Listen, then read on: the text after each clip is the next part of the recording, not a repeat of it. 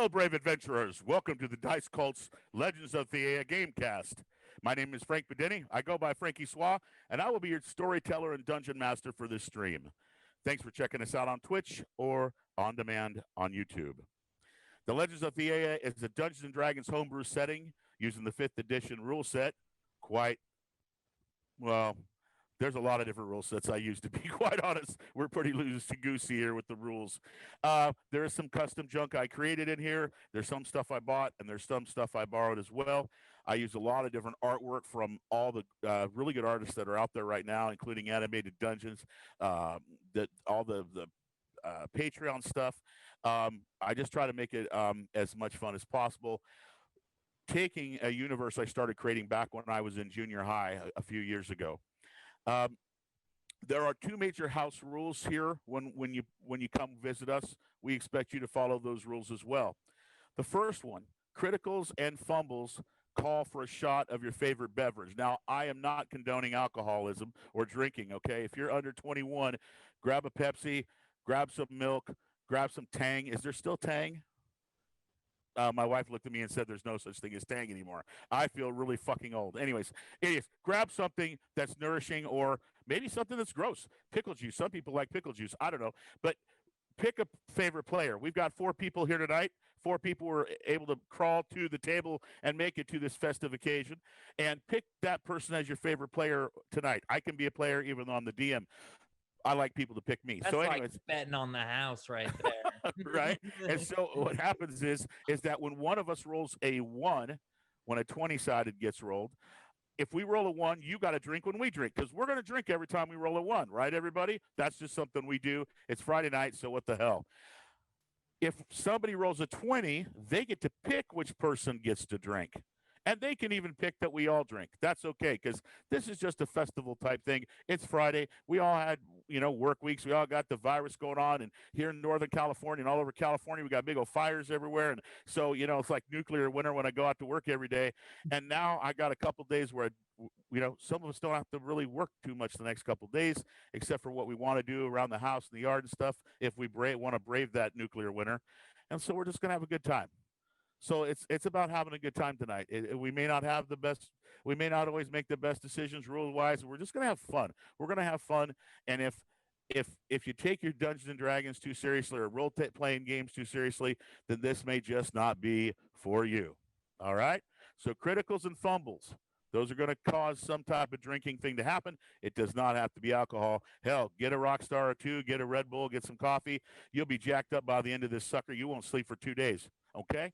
The house rule 2 is have fun, okay? Have fun. This is about having fun. I mean, we may have an epic story like the story of, King Arthur and Excalibur, but we're going to have a lot of fun telling that story. So sometimes it takes a little longer than, although it's a pretty big book, long book. Anyways, speaking of fun, I have some amazing people here with me tonight. I'm going to introduce them to you right now. They're really great people. First off, playing the best drinker in the foreign quarters of Kir Rule, or at least it's looking like it. It's looking like she's the best drinker. Of course, none of the dwarves have challenged her yet, but Lila is considered one of the best drinkers in Kir Rule, the settlement that all these characters are in right now. Lila is being played by Jenny from Austin, Texas. How you doing, Jenny? Hi, I'm good. How are you? I am glad it's Friday. I already cheated and had a drink before we started, so I couldn't wait till somebody rolled the 1. Okay, I'm being honest, but how was your week? Good. So far, so good. Yeah, can't really complain. Excellent. Cool. Well, we're gonna kick it off in grand fashion tonight. Next off, we have the half-hill giant farmer who loves to pet monsters, who like to bite hands off. David is playing Little Gren. Little Gren, what's your character's last name again? Little Gren. Lilgren Churl. There we go. I always want to try to make it rhymes, and it's churl, and I always want to say chagrin. I don't know why, but I've got this robotic thing in my head where if it rhymes, it's hard for me to get it out of there. So no, churl is the Anglo-Saxon word for middle class. Or farmer. So there's right. There's like I forget what they all are. There's the thralls and the thrains, and one of them's right. Like they're the gentry and the slaves, and then my guy's just like a farmer. So awesome. Well, that you learn something new every day. I drink to that. Awesome. Lastly, the paladin who always gets grounded for his potty mouth and likes to take charge. The Gold Dragon, Mian Mistin, played by Scott from Oklahoma. Yo, How you doing, brother? So, just trying to survive. yep, Scott. Well, next week you're going to be surviving because I know you told us that next week you're going to be out in a competition for a game that you play quite a bit and you're really good at called Blood Bowl. Is that Yeah, correct? yeah, So it's where? Chaos Cup. So Is see there how a that stream? turns out. Is there a stream for Chaos Cup on Twitch? I don't think so. There's a lot of Okay. Blood Bowlers who stream that'll be there. Hopefully, Oh, pandemic providing, I guess. So we'll see what right, right, happens. right. Wow, that's going to be awesome, man. Good, congratulations on being a part of it, and good luck. And I hope that I wish the shirts were already made so you could take that one of those shirts into one of your gaming sessions of Blood Bowl, so people would go, "What is that shirt?" And speaking of what was that shirt, guess what? The Legends of Theia has its first piece of merch, and I'm going to frickin' show it to you right now because, well, I think that was a pretty damn good segue. Let's go over there right now. Is the VTT showing? Yeah, we can see it. All right, cool. So this is the Legends of Theia drink shirt. Okay, what this is this has got the platinum. This has got the logo that took me 16 years to make, saying Legends of Theia.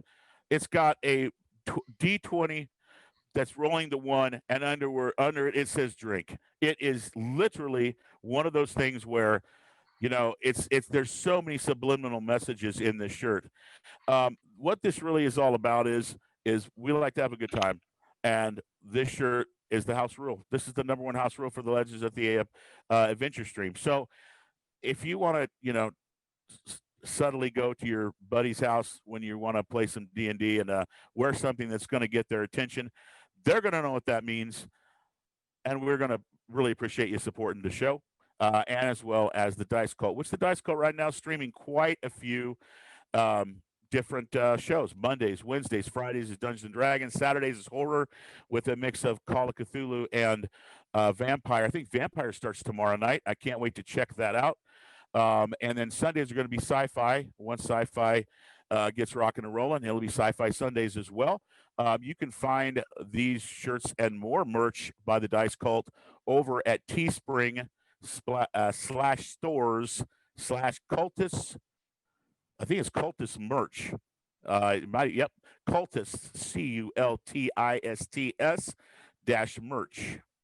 So Teespring /stores/cultists with an S -merch, and you too can wear the drink shirt. And we have dark and light as well. We got all different colors of the rainbow shirt. So if dark, that dark on black with the white lettering isn't just too much for you, too much power, too much of that kind of thing, there's a lot of pretty colors in there for the ladies and gentlemen to check out. So check it out and support. We appreciate it. So You said other colors. I started trying to click the screen to see the other colors, and I realized that it's on.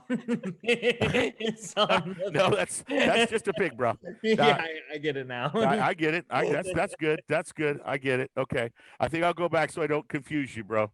Okay. I'm gonna go back to the okay. So now we're going to discuss a little bit of the background of what happened last week, as well as what happened a little bit before that, just a little bit before that as well.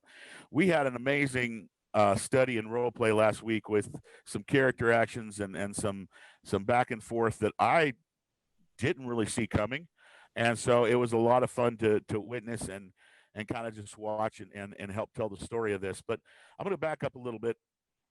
Really, the last week is centered around the finding of a young girl. Our would-be heroes was cleaning out an ore mine.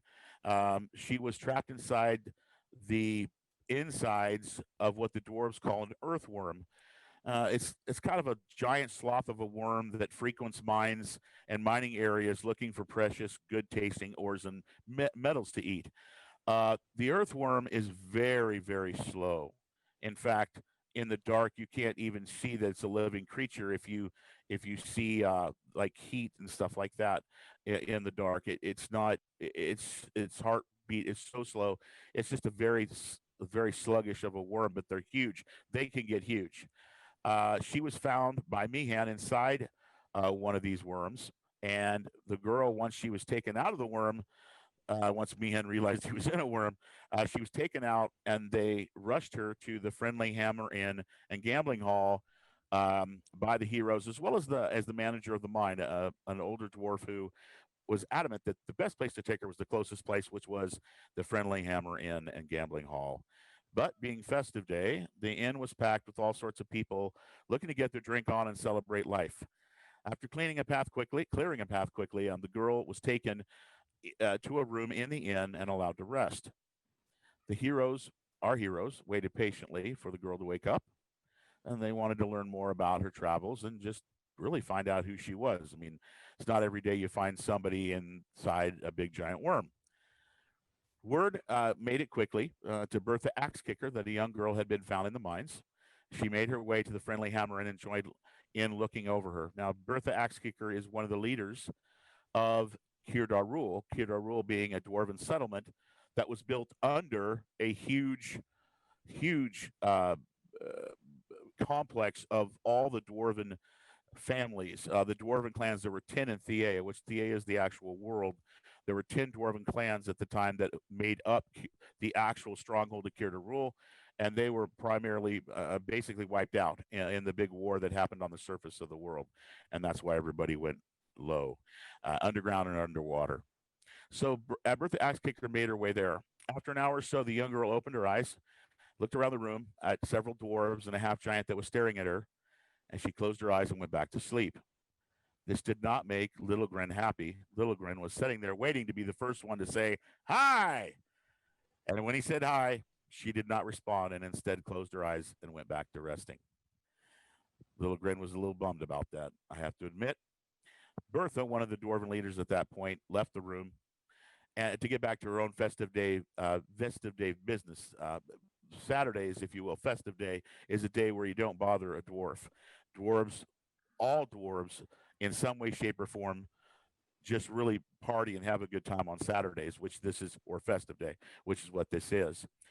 On her way out, though, she did tell Meehan that he should protect this girl with his life. He took that very seriously. He began discussing with himself the outline of how he was going to protect this young girl once she was awake. After several hours, Little Grin watched as the young girl woke up. He introduced himself with a big smile on his face. The young girl asked questions. Little Grin attempted to answer as best he could. Meehan then entered the small resting room and literally ran the gauntlet on the young girl, telling her she'd just woken up that he was basically going to be protecting her. Nothing was going to happen to her, and that literally she was just going to basically stay here and rest and, not go anywhere, because it was going to be tough with all the things going on to follow her around. But he said, as she began to go, wait, who are you? What's going on here? He said, basically, you can go wherever you want. I'll just be following you because I need to protect you. Well, as most young people would do in this situation, waking up to a room full of strangers that are laying down rules and laws on you, the young girl became adamant that that was not going to be the way this was going to start out. And she began saying, you're not going to tell me what to do. And the back and forth took place. And the back and forth took place for a while until suddenly the girl grabbed a piece of material or fuzz out of her little purse thing that she carries, like a side backpack. And she said a few words and she just disappeared. And both Little Grin and Meehan began looking around, looking for her, and they couldn't find her. And they began searching. Meehan, making a promise to Bertha Axekicker, was very excited about this, very worried about this, because he obviously didn't want to let Bertha Axekicker down, one of the leaders of Kirdarul. After searching around the area of the inn inside and looking outside quickly, he came back in. And what did you tell the dwarves, Meehan? I think I offered him a barrel of the finest whiskey if they could hunt her down. Yes, you, and this, remember, the Friendly Hammer Inn at this point is Saturday, or it's festive day. It's packed. It's packed. It's so packed that there's like 20 dwarves outside just trying to get in. So this place is packed. You stop everyone and say, a barrel full of the best dwarven whiskey to the one who can find the young blonde girl who we brought in earlier. And it took about 3 seconds for every dwarf in the house to go boom, whoa. They all start running around, going outside, yelling, screaming, looking under everything. You know, everything is. People are knocking. Doors are knocking on doors. Can we look in your house? We're looking for a girl. Did she happen to come in here? I mean, it's really bad. Because they're already half drunk, and so they're making fun of it because it's not fun of it, but they're having fun of it because it's festive day. So this, a good 50 to 100 dwarves go out doing this, which is quite a large chunk of the population. Well, of course, it gets back to Bertha Axe Kicker that this has occurred, and that there's a scavenger hunt going on in Care to Rule on a Saturday. Or I gotta stop saying that. A festive day. Sorry, I guess I'm trying to get everybody to understand what day that is. So festive day. So some of the dwarves start coming back really bummed because they can't find the girl. She's still in the inn. She's just hiding using some of her illusionary magic. She has made her way into a room that's already being used by several dwarves. They are on a bed and they're not playing dragon dice. And they don't pay attention to her at all because they're busy, very busy doing what they want to be doing. Little Grin happens to go into the room thinking that he heard a noise that should have meant that the door was going to open to that room. And when he went in, he saw these two dwarves not playing dragon dice. And he got the Little Grin look. What's going on here? At that time, the young lady had just opened up the door to the window of that room. And she was getting ready to jump out of the window and make her escape. And as she started to climb out the window, she heard Mian talking to Bertha Axe Kicker, who had made her way back from her own festive day duties of having a good time with her friends and family. And she was sitting there talking with Lila as well. And there, the young lady heard the words that Bertha had maybe made a mistake, and maybe she shouldn't have jumped the gun so much on this situation. Yes, a young girl was found, but to assume that one needs to be protected and assume that one needs to be guarded at such lengths without even talking to the young girls was truly or possibly a bad call, and that she was going to let it rest, and that she felt that she had made a mistake. With that, Bertha Axe Kicker invited Meehan and Lila to the bar, as the bar was still half empty with dwarves running around looking for this young girl.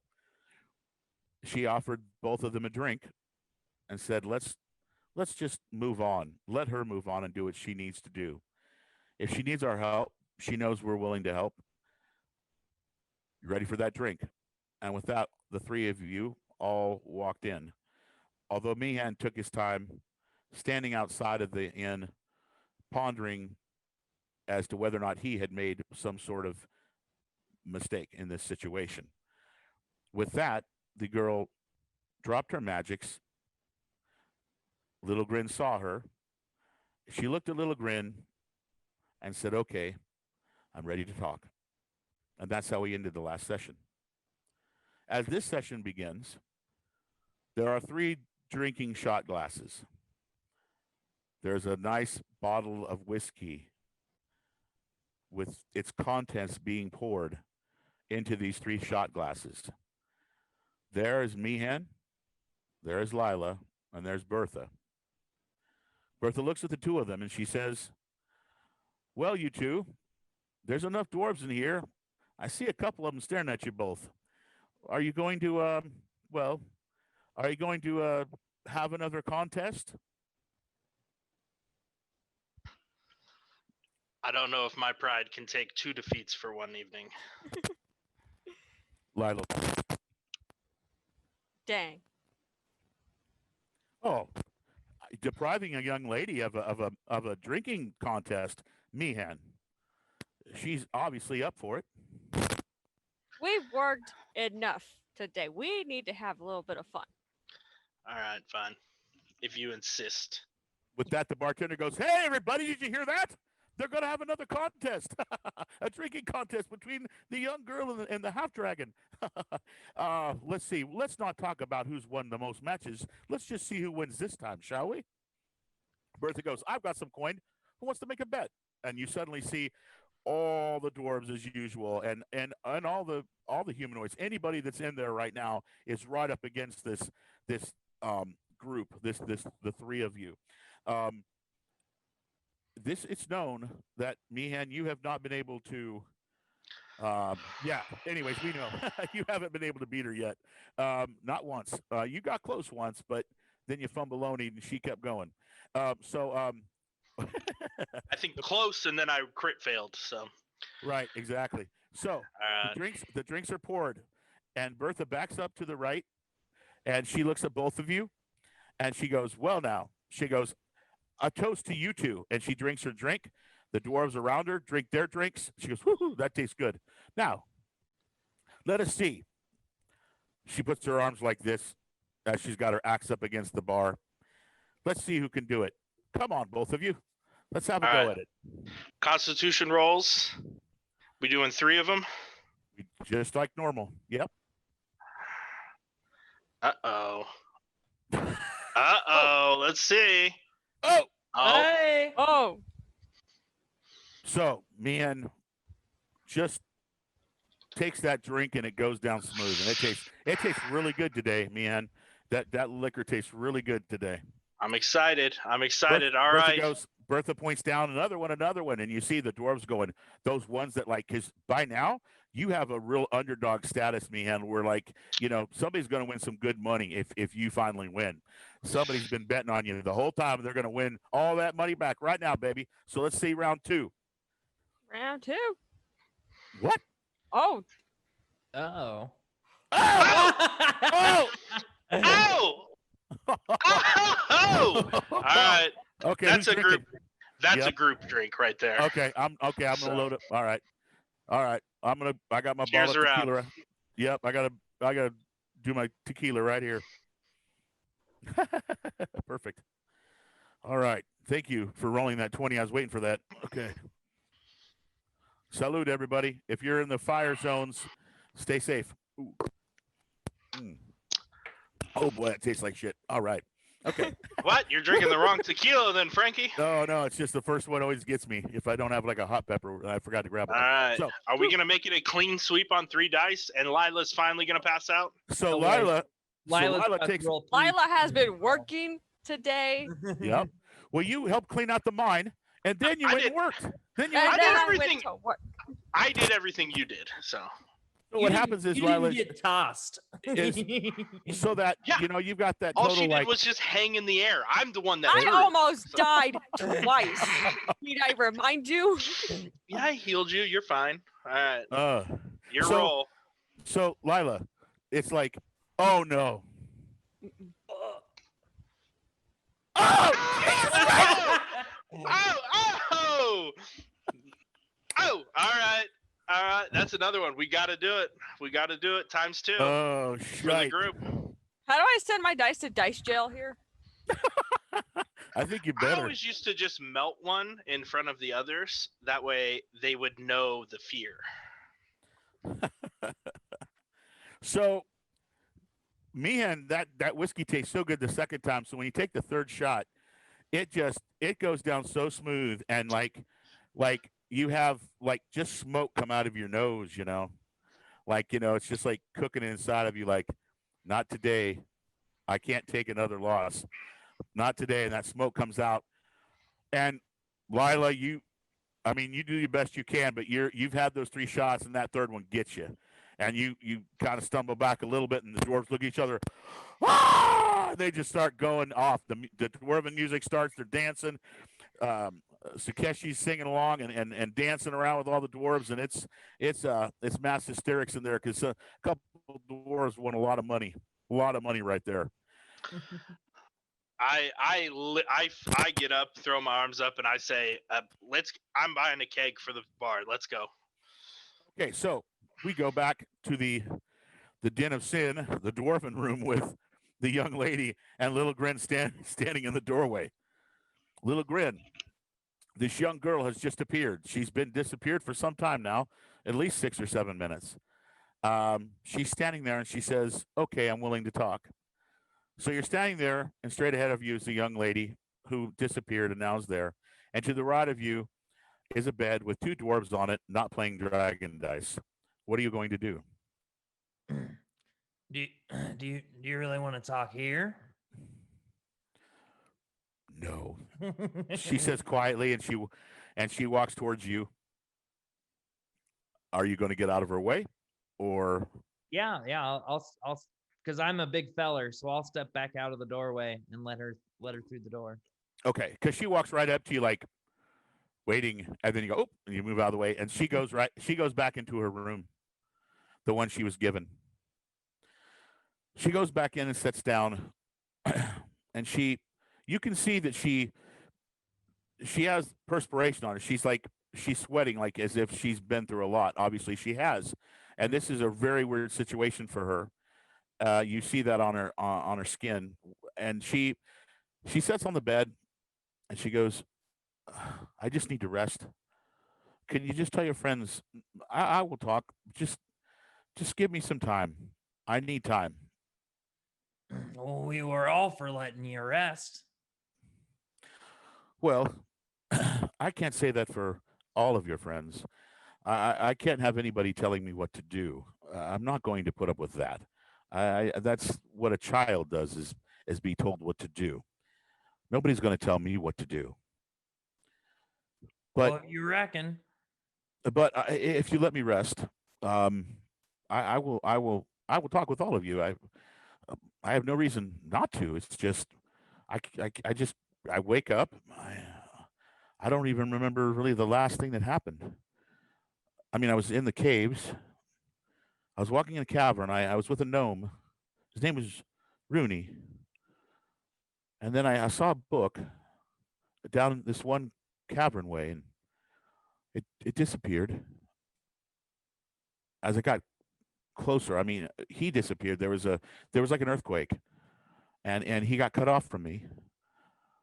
And a book. Well, books are important to me. I study books all the time, and I went to go get that book, and things went black. It was very sticky where I was. I couldn't get out of that cavern. You went for a book and it disappeared in front of you? Rooney, I said he disappeared, but it was an earthquake, like a shake in the ground. We were underground in the caverns, and he got split up from me. And I'm sorry, my mind's thinking of many things at once. I'm trying to recollect everything. Please let me rest. I'll be fine. I'll be here. I'm not going anywhere. Sure, and I'll be keeping watch over ye. Okay. The dwarf, she was talking to the half dragon. She's a leader around here. Aye. I will talk with her. It would be good to know the leaders of this place. You can just tell her that if she wants to talk to me, I will talk to her. The rest I will talk to later. I need to rest. Bertha seems to be wanting to be talking to ye as well. I'll Yes. sit right here and keep you safe. I would rather sleep. I feel much better if I was just in this room alone. Well, always not for peeking on you. Oh no, that's not what I meant. I just well, if I'm laying down and I close my eyes, I can't help but think that you're going to be sitting there smiling at me with your big grin, and I can't help but not want to just look at you and smile back. It's going to make it hard for me to sleep. You'll be fine. I'll be out the door then. Okay, and thank you for explaining things to me a little bit. Yes, if that Bertha wants to talk with me, I will talk with her. She seems to be a leader around here from what she was saying to.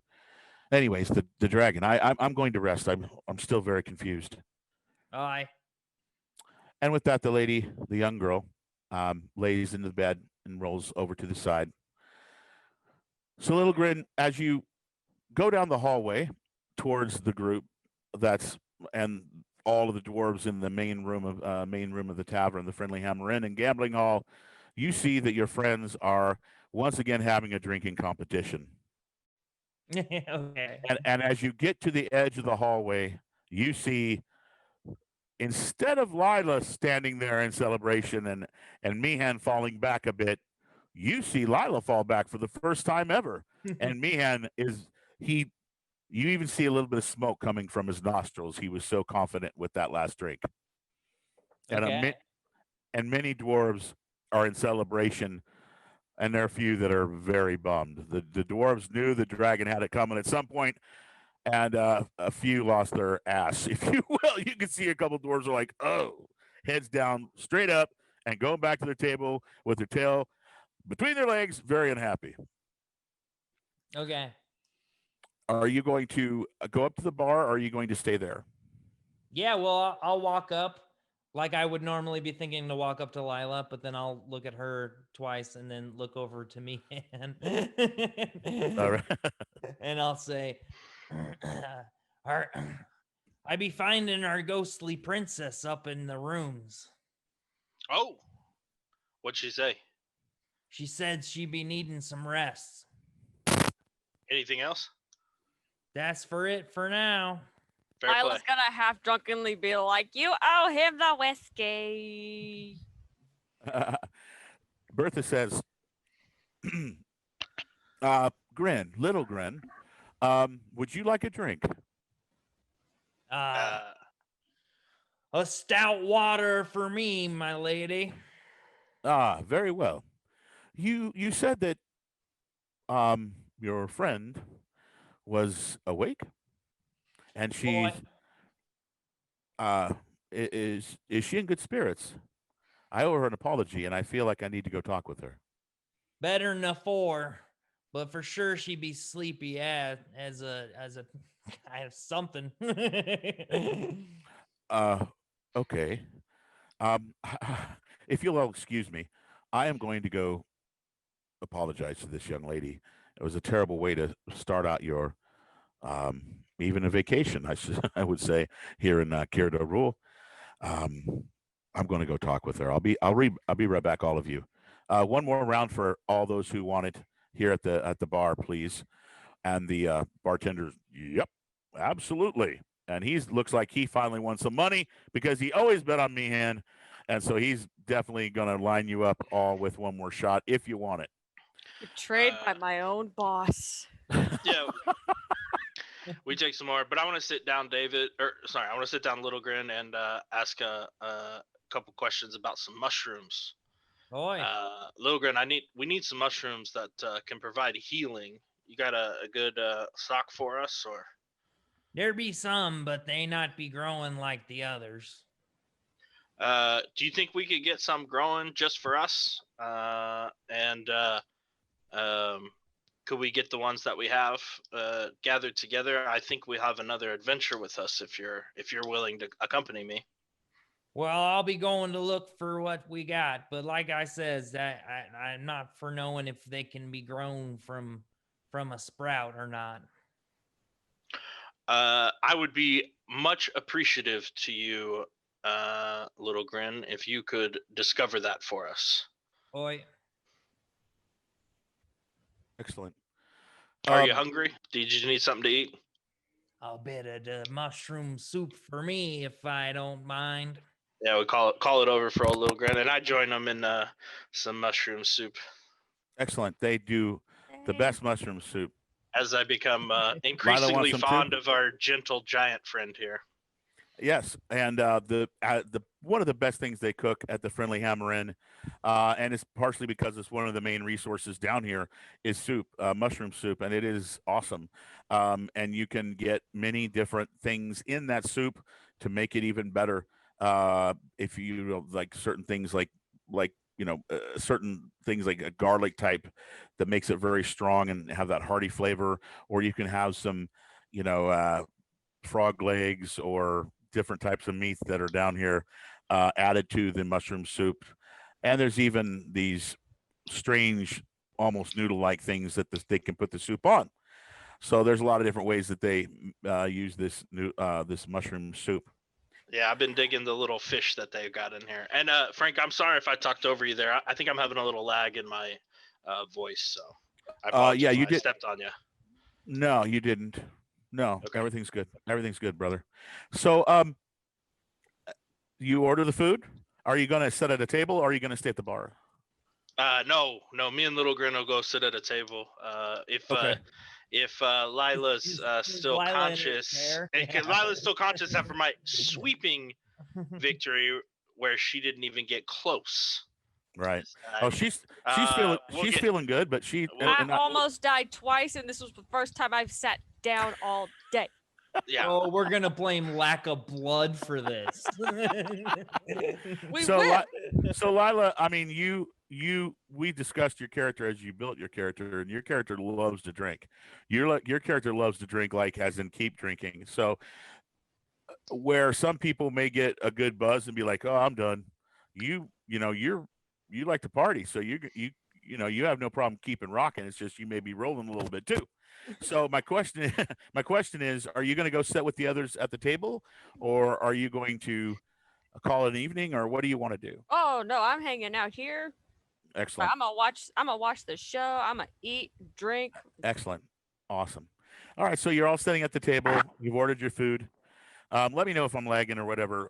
But what occurs is after about 5-6 minutes, Bertha comes back, and there's enough room at the table, obviously, for her to sit on one side. Where there's only 3 of you, and all tables, most unless they're triangles, have 4 sides. So she's able to sit in a spot, and she looks at all of you and she says, "I've apologized," and I think she listened, and I think she understood that I meant what I said. A terrible way to start off any sort of communications with anybody. Um, it is my fault, and I apologize. But she No, says, I feel it's my fault as well, Bertha. Perhaps I said the wrong things that made her flee. So I apologize. "Well, she's been through a traumatic experience, and so there's stress on her just from that." Coupled with the fact that people that she doesn't even know telling her what to do, I could only imagine I would be fighting my way with my axe if the same thing happened to me. Sometimes you have to put yourself in other people's shoes. And I'm learning that every day. Fair enough. I do want to say something though that I think is very important. She said the name Kishkumen. I will tell you that before the fall of Kirda rule, when we still had our big fortress and the seat of the 10 dwarven clans,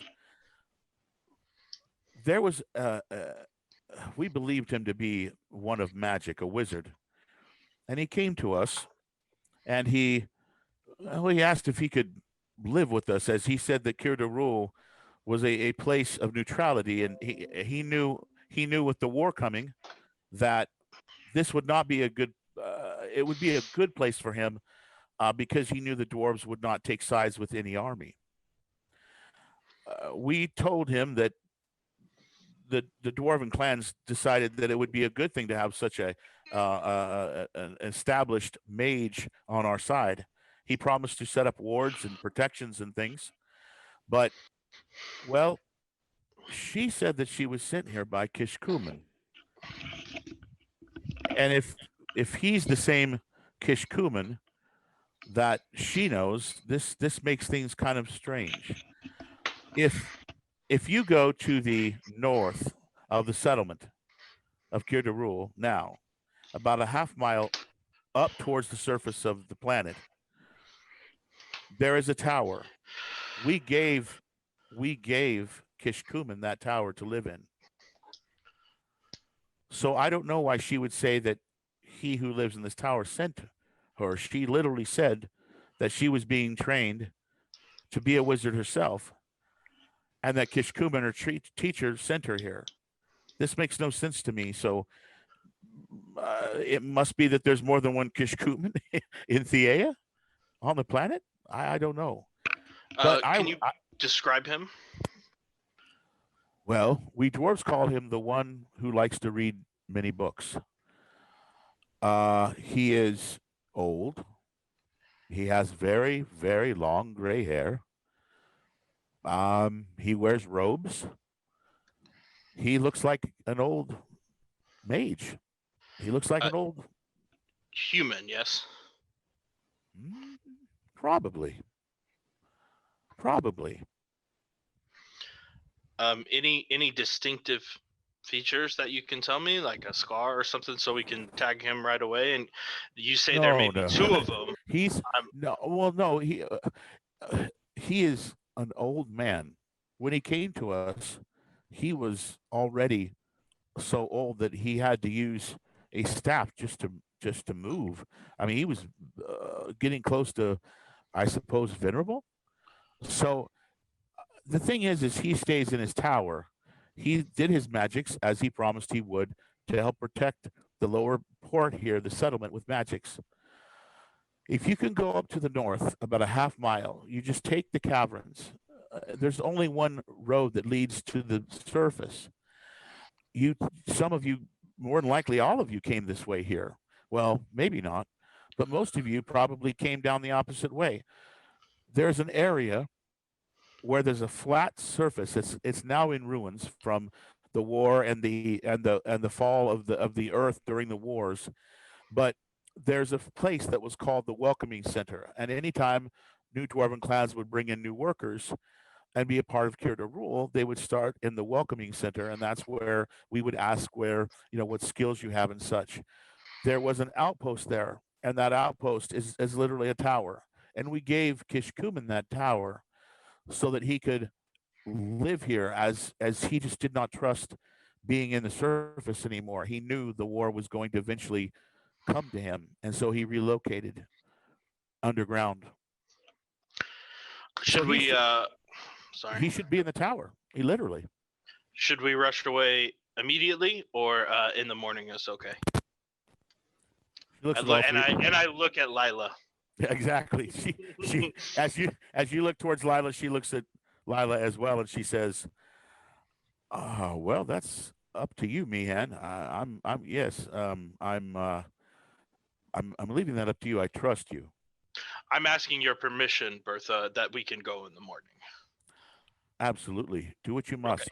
Wanted But to I make don't sure want to that risk dying a third time today. I'm sorry. Here's the thing.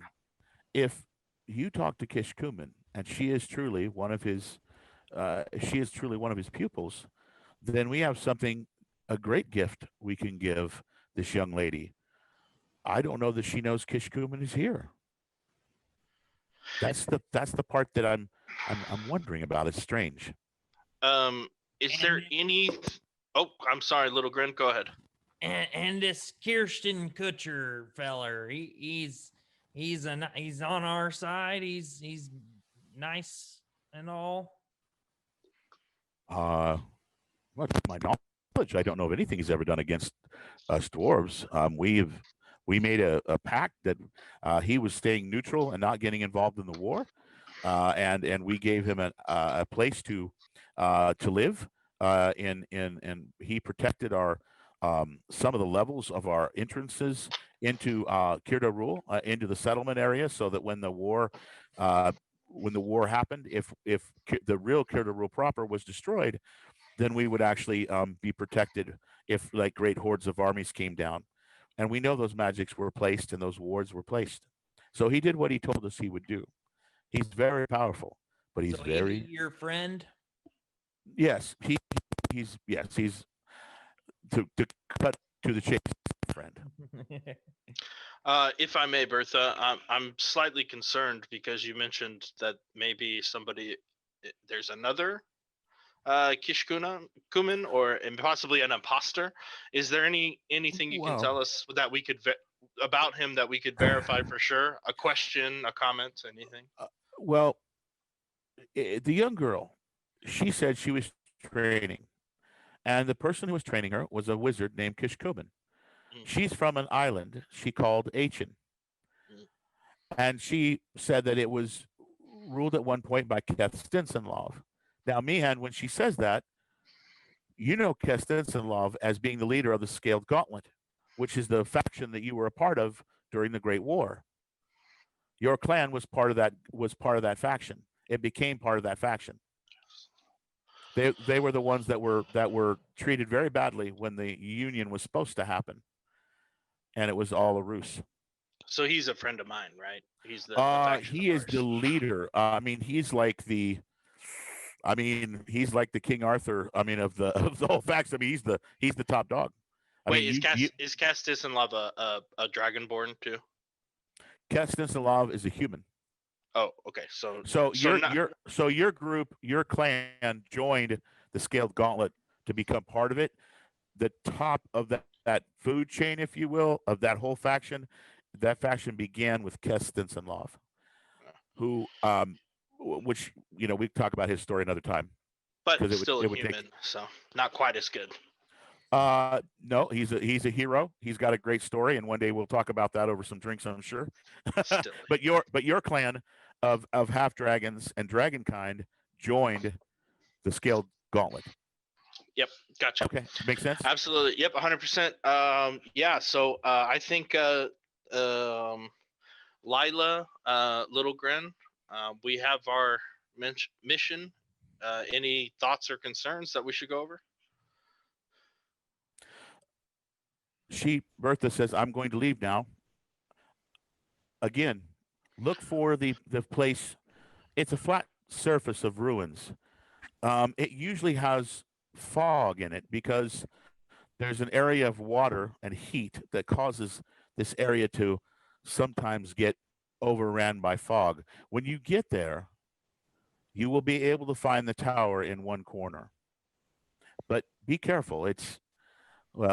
There's a lot of this mist, and don't get lost in it. I hate to take you from festive day, but just a small piece of business. Tomorrow we can swing by and pick up our gold for the caves, and then also could we pick up some provisions for this journey from the city guard? Is that okay? She goes, what did I promise you again? 3,000 gold. She No, goes. I go. Sorry, one too many drinks tonight. So you don't even let her say anything because nope. She's about ready to go. No, I believe we had discussed 150 gold, if I'm not mistaken.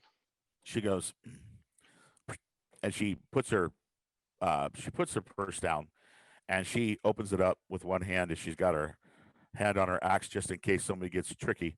Not any of you, but just there's a room full of drunken dwarves and other people. And so she goes, and she throws out 4 gems. And she goes, "This will easily pay for that.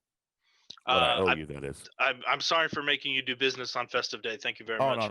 No. Is it okay if we take our provisions from the city watch before we head out? I don't think there'll be a problem with that. Just tell them that I gave you the permission to grab whatever you needed. Thank you, ma'am, and happy Festivus. Bertha, as she does when she feels like she's back and centered, she puts her axe down next to her foot. She kicks the axe. The axe goes on her back like this, and she goes, "I'll see you all later." What a day. What an evening, too. And she walks off. Drunken Lila and sober Littlegren, what are you guys thinking? So I'll head off to bed. I told that girl I was going to sleep outside her room, so I'll do exactly that. All right. So you go right over to the hallway, and the room happens to be right at the end of the hallway, so that's a perfect place for you to crash. Cool. Without getting in her way. Lila? I'm going to finish with my drink, and then I'm just going to go to sleep since apparently we got to work again tomorrow. Okay.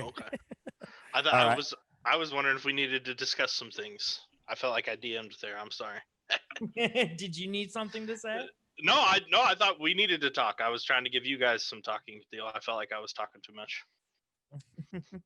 Me and talking too much? No, bro, that's good. Happens every time. It's all good, man. Little Grin, we're here just eating. It's like, We have our mission. What else does Lil Grin need? He knows where we're going. Little Grin's got the mission in his head, and he's going to go hang out. You got Lila, and she's got booze in her, so she's feeling really good. So she's just like, yeah, I'm going to eat, then I'm going to crash, and then we're going to work tomorrow. Why am I going to want to talk business when I've got my drink and I've got my food? and a sweeping double crit victory from Meehan. Oh my goodness. That I gave know, you. Do you? That was a double critical roll, back-to-back crits. We are gonna. I don't care if you beat me 100 times in a row. This was a crushing defeat. I would agree Crushing. that it was pretty. It was amazing. 220s. I man. will. You I know. will maybe say it's because of the loss of plasma and/or blood in your tiny form, but I feel like Bahamut blessed you with several healings, so you should be fine. Several healings. I have 9 HP right now. We haven't taken a break. Yeah, well, you This is were my at first like break 1. all day. Why do you I think feel like that tells you right there? That's exactly why she lost her ass. Okay, she lost her ass because she's only got 9 hit points. She's still bleeding. She's still like got bruises and stuff that are bleeding from the mines. I Okay, feel like Little Grin, I feel like Little Grin Meehan- got hurt too. So and that's the tough part about not having a healer in the party or some way of healing. But did everybody not get? I thought everybody had at least one. Wasn't there a mushroom or something healing? Everybody had one healing. I had David to, got it. David got a couple, I think. Yeah. Okay.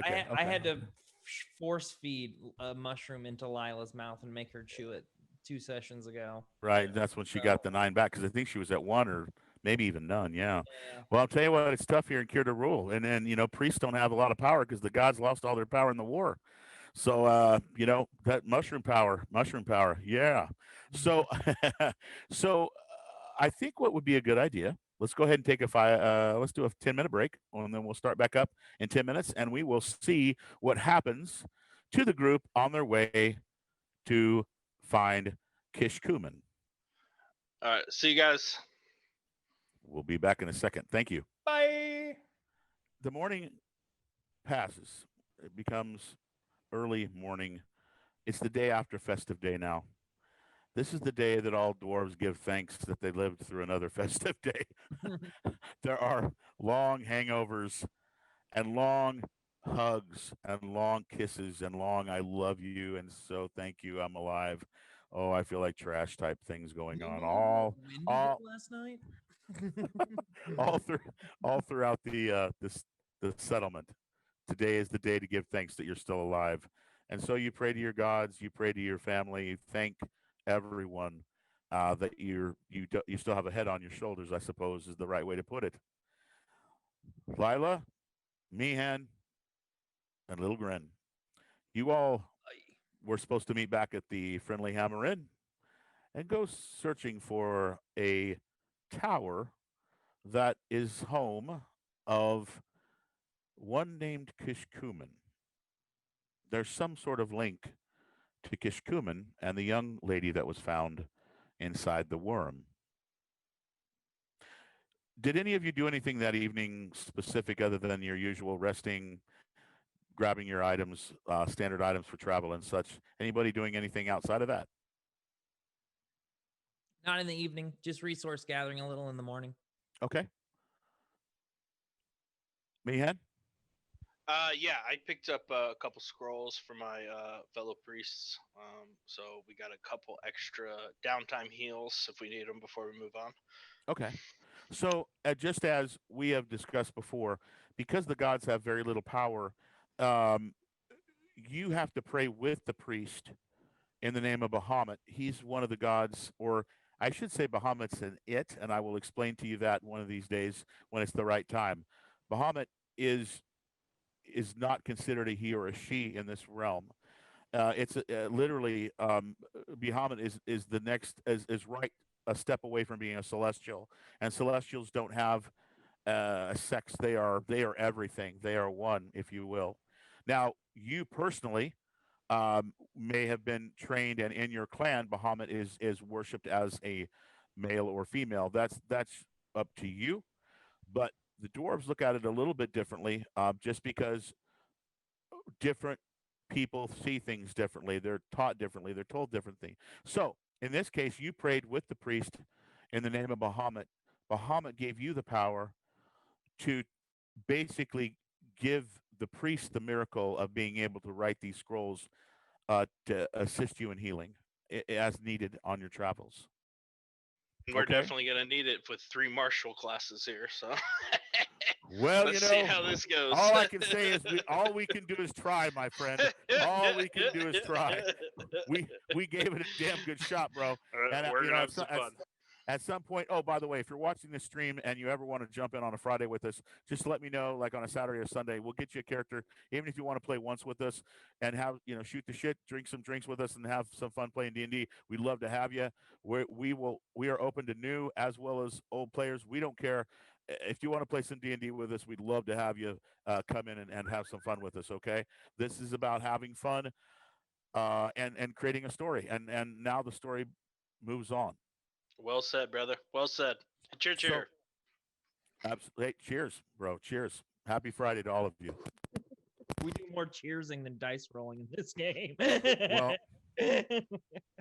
don't say I don't say I didn't warn you. Okay. Although, Okay. if you love our dice rolls, we've had six so far. 2 criticals. Yeah. That's how we roll in the dice cult. Yeah, wait till Exactly. I start rolling. Exactly. So, all of you begin your travels to the north. Now, the North Road is a road that, again, as was told earlier in the story, this road takes you to the surface of the planet. The surface of the planet is believed to have been completely annihilated by the celestial dragons, as well as the war that has been going on now for over 2 years. Who knows what's up there? The dwarves don't, and they don't even want to go up to the top and see what's happened. They have not even thought about it. This is the new world now. This is new life, and that's what their focus is on.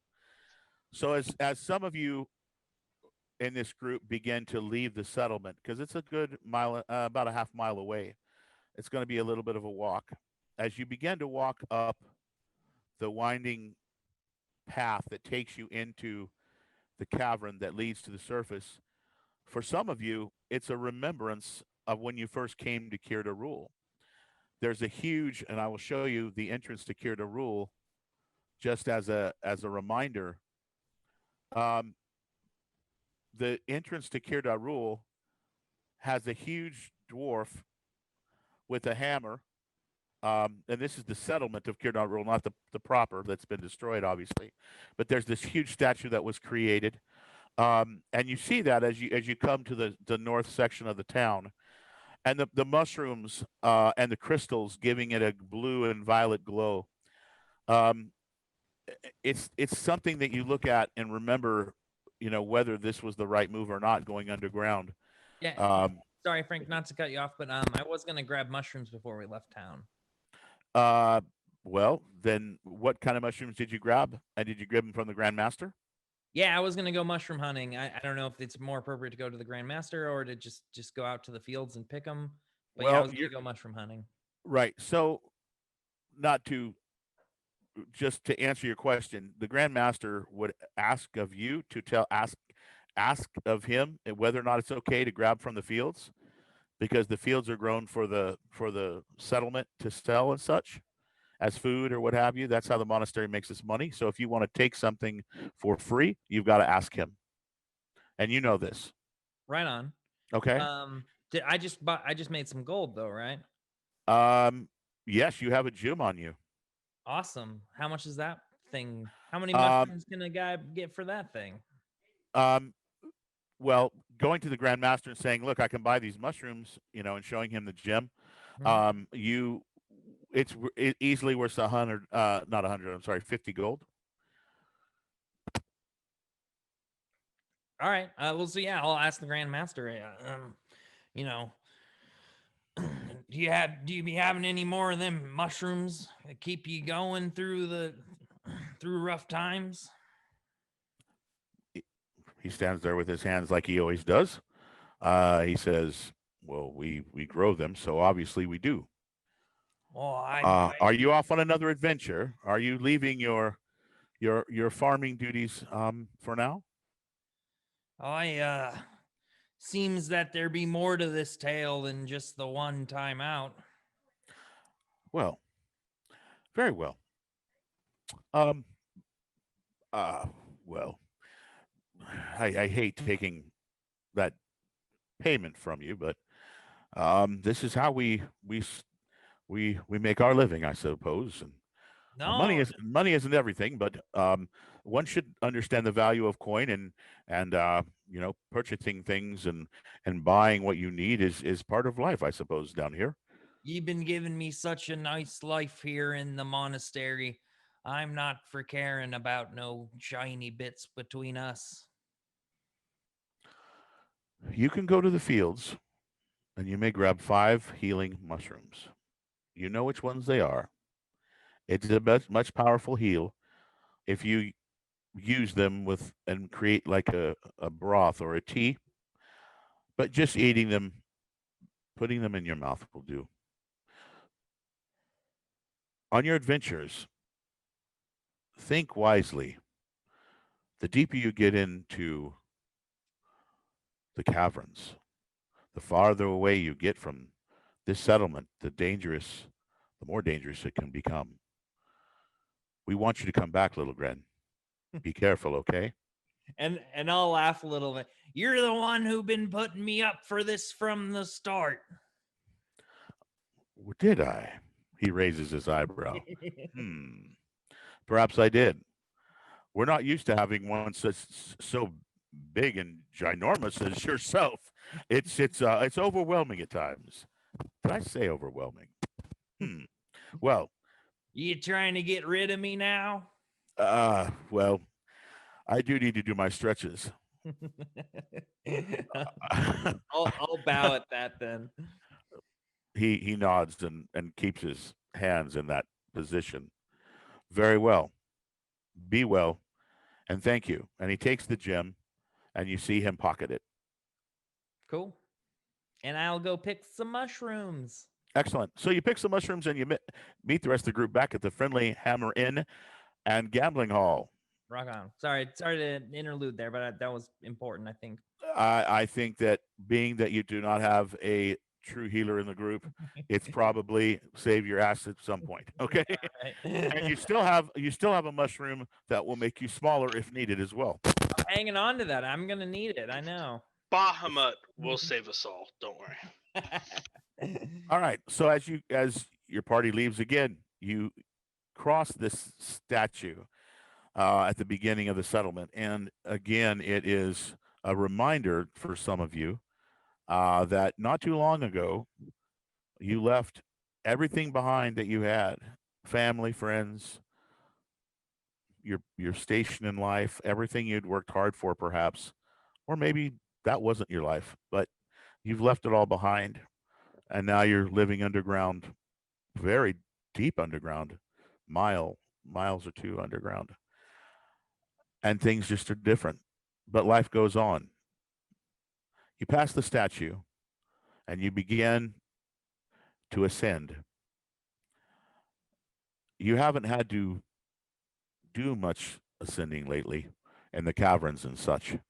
So there's a part of your legs that gets that feeling like the first time you hike. If you haven't hiked for a long time, you travel up a street that goes uphill, you get that feeling like that one part of your legs where it's like, oh, I still have that muscle. It's still there. It's working, but I'm using it for the first time in a long time.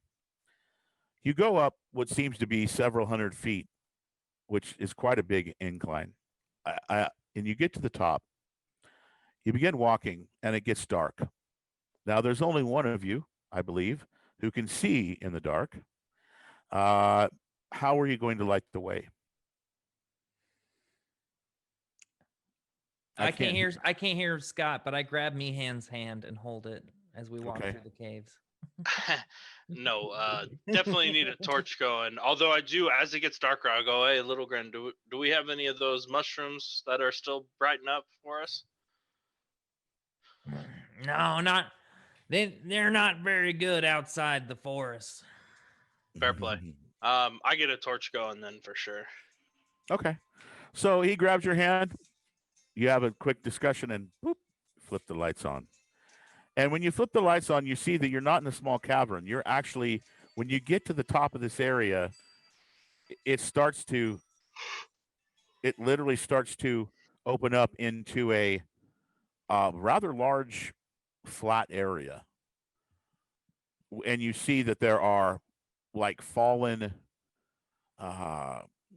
columns, like almost like Greek columns, if you will, have fallen over, and there are ruins in this area that make you have to go around them. This is an area that definitely at one point was destroyed by either a tremor or a quake or something. I need to know who is in the lead, and how is the walking order just going to be a straight line, or do you want to have, is Meehan going to be in front, Little Grin going to be in front? How do you want to do your walking order? As we approach, I'd like to take the lead. I do not have my shield though in Mace out unless I feel like it's or my shield Warhammer, unless I feel like it's a dangerous situation. So just walking casually, but I do try to keep Lila behind me ish. Okay. Not that I'm gonna shield Little Grin with his monstrosity. So. Right. So what you're saying is you're trying not to let Lila know that you are wanting to protect her, because she would take offense to that. So you're just kind of trying to walk a little bit quicker than her, so you can just kind of be in the front just a bit, right? I think Lila is well aware that even though she does more damage than me, I can take an arrow from a distance better. So she's letting me catch the arrow, and then she'll charge up and kill him. Is that true, Lila? Yeah, Yes? I'll let them Okay. take the hit, and then I'll go charging at their. Yeah, Awesome. Okay, I'll just that's the gameplay. So I'll Awesome. hang out a little behind the group, and I'll move silently, and just make sure no one's following us. Okay. Do you want to roll your move silently? Do you want to roll your stealth real quick to see how quiet you are, Little Grin? Would I like to roll one of the like 2 things I have a check mark in? Hell's yeah. I rolled a 2. That's Okay. amazing. So you literally like start to stealth, and you know what happens, Little Grin? One of the things you love as a hill giant are rocks, right? And so as you're walking quietly, you see these rocks, you go, "Oh, there's a rock. That's a good one." And so you can't help Look at but all this quartz. you like, yeah, it's like you're trying to focus on being quiet, but you see those things that your giant hill giant instincts just take over. Like, look at all these rocks. It's Look just at me look at- shouting, "Look, look I at- found a geo!" Wait. Did you go from a mushroom farmer to a geologist? Because if we have a geologist, half hill giant, monk, mushroom farmer. Stalactites are from the ceiling. You I can feel like remember that we're fucking up. hang tight. Okay. I love it, brother. Okay, so okay, so you start to move into this area more, and you get around some ruins and stuff, and you realize, especially Meehan with your torch, that there is fog in this area, and the fog is becoming rather thick. Okay. And just as that realization occurs, there is a shake in the earth, what we would call a tremor or an earthquake. So I definitely pop my shield out and put it over my dome and Lila's Okay, so you do so. to make sure there's no falling rocks and or Lila's biggest fear, spiders. Okay, this is a quick tremor.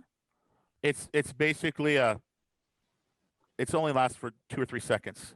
It could have been much worse, but you felt it, and you heard some, like rocks and such move, and you now see that there is much more fog than you expected. So it looked like there was just a little. Now there's quite a bit.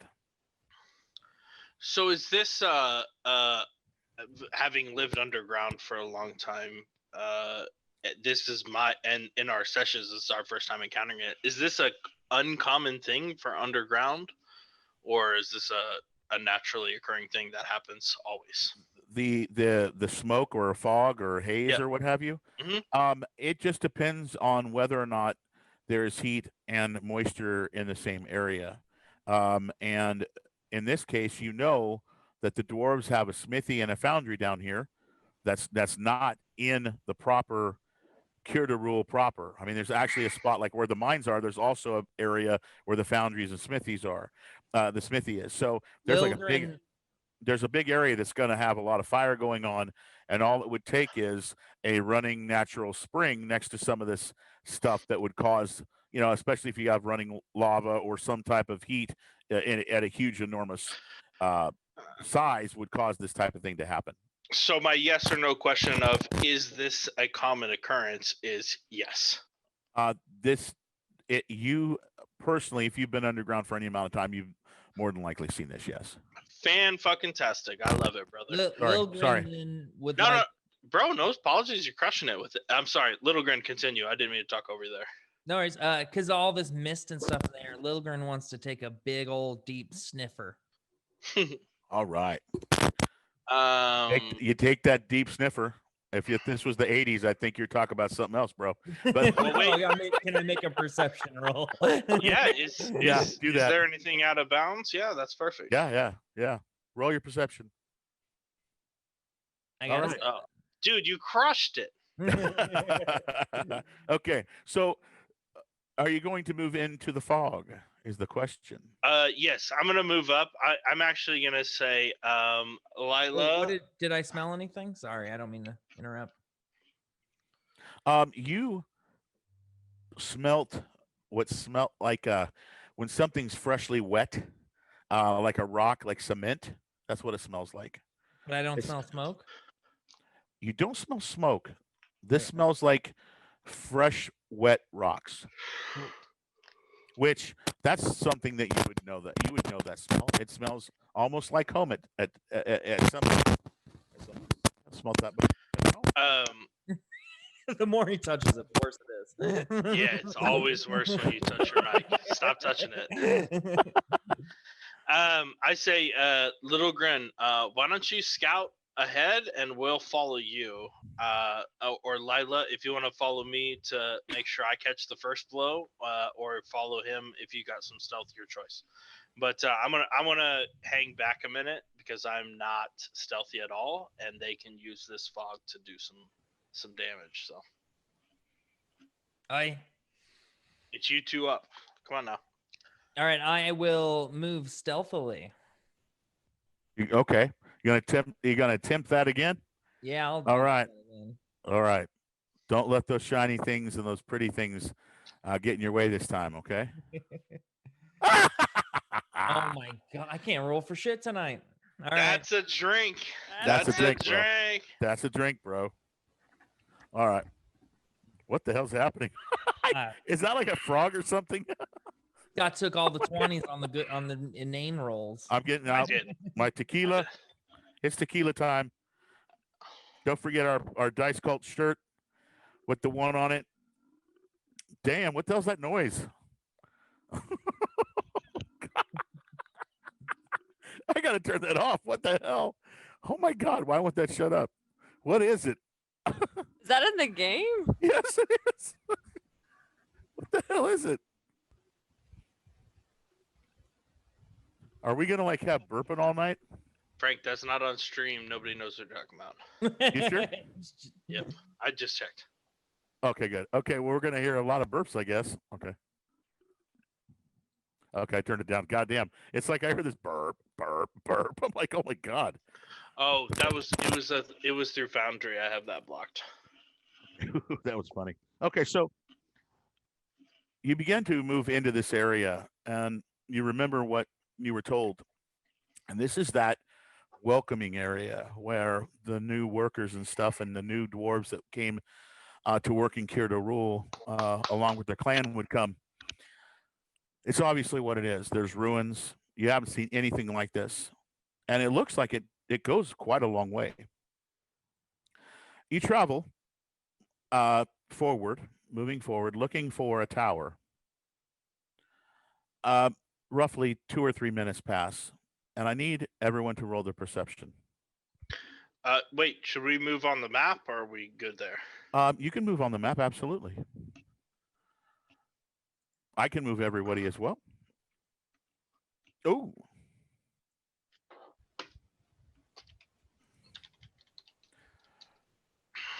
Little Grin, you weren't too quiet that first time. In fact, you tripped over a rock as you weren't paying attention to the rocks.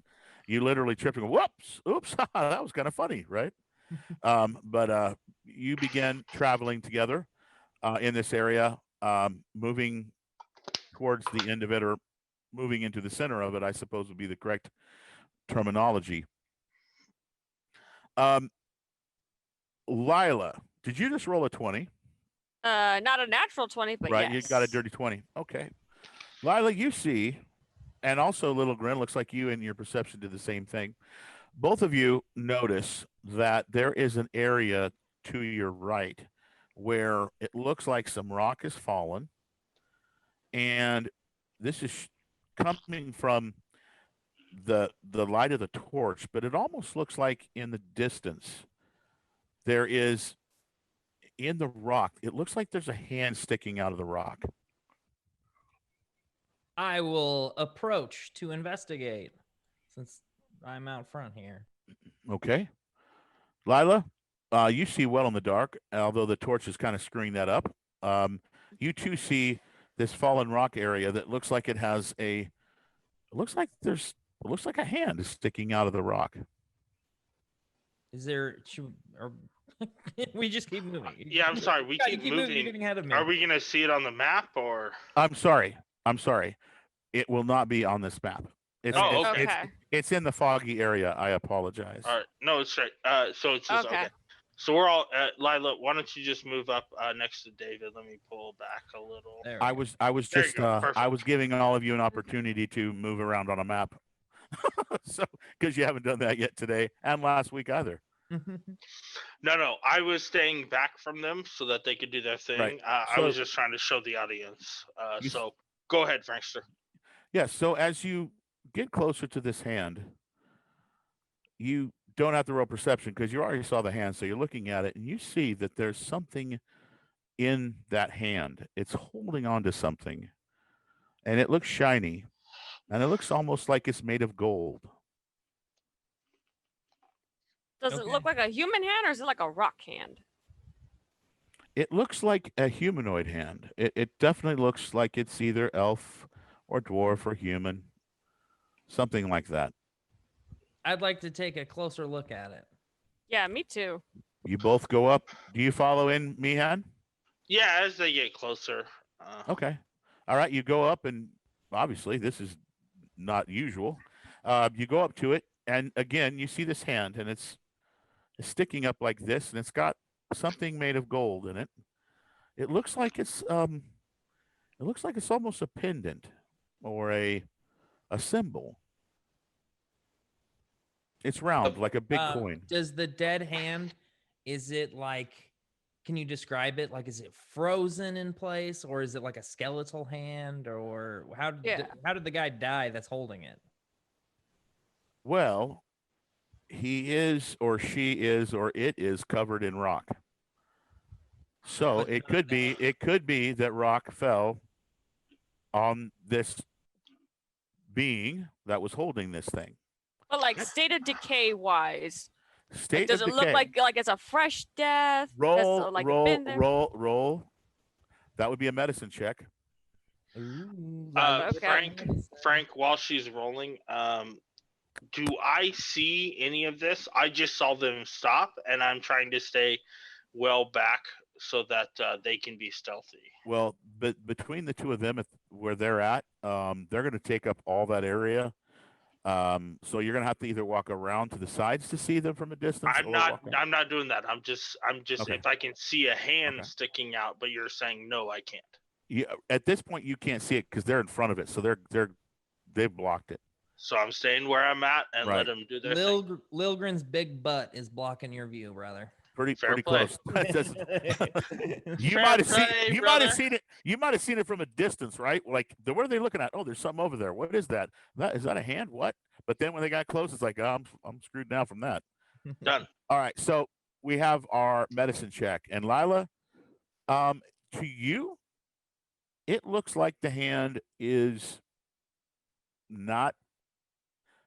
I guess I'll use the word fresh, but it's also not skeletal. Okay. Well, Alright. I be grabbing the touchy, or the shiny, unless you say otherwise. All right. You put your hand down and you grab Oh no, it. I'm talking Frank, to that's Lila. that's role That was play. in Oh, character. okay. Woo. Okay. All right. Sorry. But Lila's gonna take a step back. If he's gonna touch it, Lila's gonna take a step back. Okay. So he warns you that I'm going to blow this motherfucker up, and you say, "Okay, I'm gonna." Okay.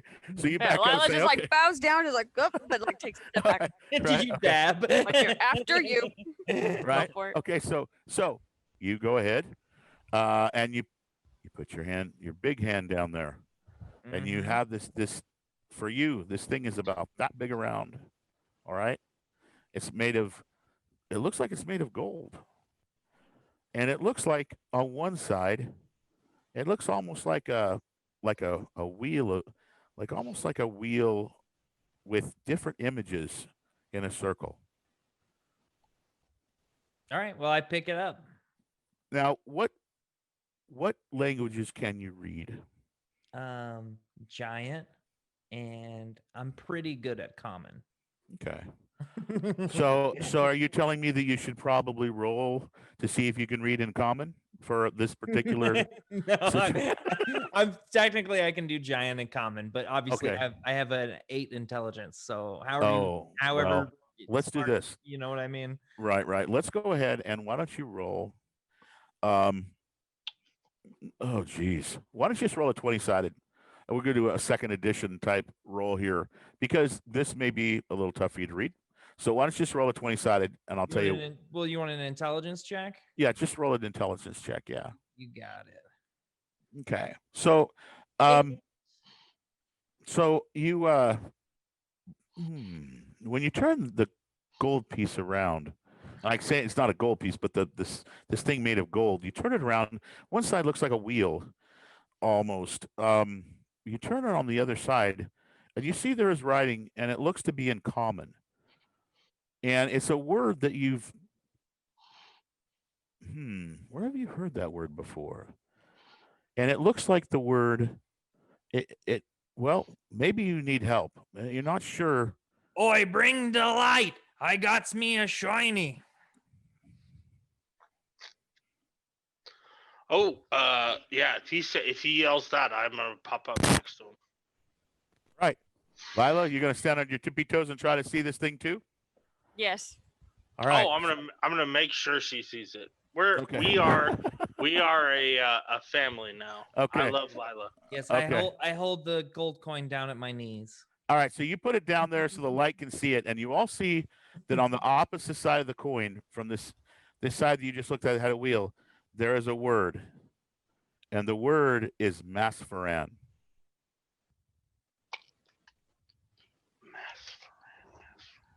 How do you spell that? Who just said that? Somebody just said that. Who said it? Somebody whispered it. Scott did it. You just whispered No, it. I was whispering it so that I can remember. Times. No, I did. I was just saying it because I was trying to remember it so I could write it down while it's on my phone. Masfaran. Okay. That was not my character. That was Scott. I'm 90% sure you mumbled it 3 times in a row, though. No, Yeah. I did. So I was trying to find my pin. I wanted to. Uh-huh. I look. I'm a fucking D&D dork. I take notes. Like I want to make sure I got Rooney and book and all that stuff. Right. I don't even know those things. Yeah, but if you say the name in the mirror 3 times, I mean, they show up. Beetlejuice. So we will state that you said that out of character, although you didn't say out of character before you said it. Well, come on, man. All right. Hey. I was just whispering it, but you know what? I definitely said it once out loud hard. When I read it, I said Masfaran. I mean, I would say that Lilgren would definitely mumble the word if he can read it. He would say Masfaran out loud. So there's one from me. Probably as a group, we said it all together. I said, "What is this, Probably. Masfaran? Oh, sorry, Lila. Go ahead." No, I was saying like we probably all would just be like Masfaran. Yeah. All right. So with that, one moment. Let me do this. With that one moment, we all die. Right. Yeah, we all fucked up. All right. One moment. I don't know what this is. All right. You don't remember, but like session 1, Frank was telling us that he has this one god in his world, and if you say his name too many times, something might happen. I don't know what, but I remember from like session 0 before we even started recording, Frank started talking to us about this. So you guys totally forgot. Right. Oh Right. my We God, fucked up. David. Oh David, no, we fucked up. We we fucked all up. just fucked That's up. why I said my character would have said it. I don't know if you guys would have, but then you're like, yeah, we totally say. Okay, so here's the My thing. character Here's- would have said it if you were having wait. troubles trying to say it. Wait, My wait, character would wait, have said wait. it to Frank, help. Frank, can you talk shit for a minute? Because I got a technical difficulty. I gotta plug something in because we're losing battery. Give me Okay. 1 second. One yeah, second. of course. Talk a bunch of shit. I'll be right Right, back. right. So that's very true, David. What you said is absolutely correct, and so I'm going to remember that you are owed some extra experience. So, for remembering that. So at some point, something cool will happen that should have maybe not happened or saved your ass, and I'll say that's because you remembered that. So, absolutely. So what I'm going to allow the players to do here, both of you, as well as Scott, is you can choose whether all of you experience what you're about to experience with Matt's friend, or only one of you will experience. I think because Scott, out of character, just blatantly said it 3 times, which is perfect. And as well as my character would say, she would say it. I think we were all involved in this. Yeah, this was a group. This was a group fuck up.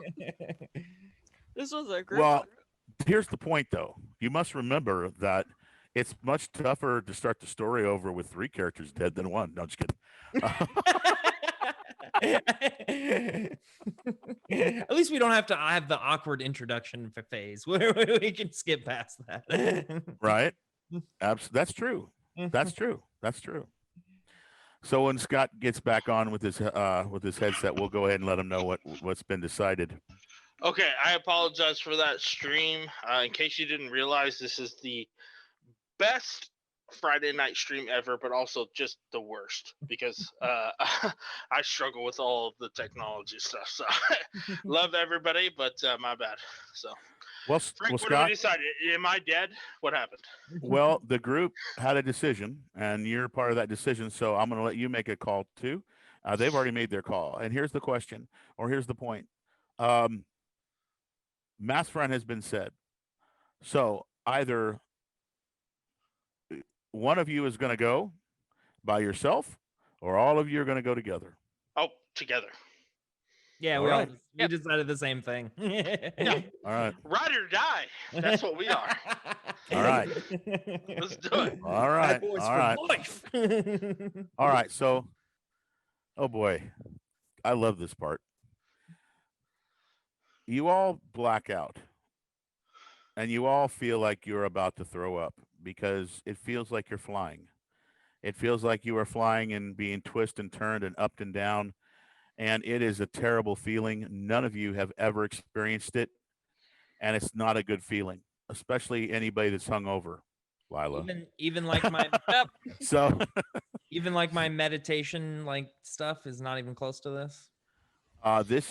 this is meditation overdrive. Okay, this is like, whoa. Okay, this is what they said I was going to feel, and now I'm feeling it for real. Okay, you know, Okay. all those big things you're told about when you touch, when you finally get to touch the hand of a god, or when you're touched by the gods, or this or that. This is huge. Okay. This is, you feel like you're being tossed around, and suddenly all of your eyes clear. And I'm going to say this once, but each of you are witnessing this separately. Because when your eyes clear, you're alone. And you're in a room, not much more than about 20 by 30. It's a very cobwebbed, old room that has maps, a globe, many books. There is a stand in the corner that has well, look at that. It looks like maybe a raven, but it's almost completely skeletal. And it turns its creaking head as it's ancient, very old, and tries to make its caw type sound, and instead just coughs up dust. And there, on a desk, at a desk, is a skeleton with a perfectly beautiful purple and black robe. This skeletal face and hands look at you from the start. As soon as you turned and looked at it, it was already looking at you.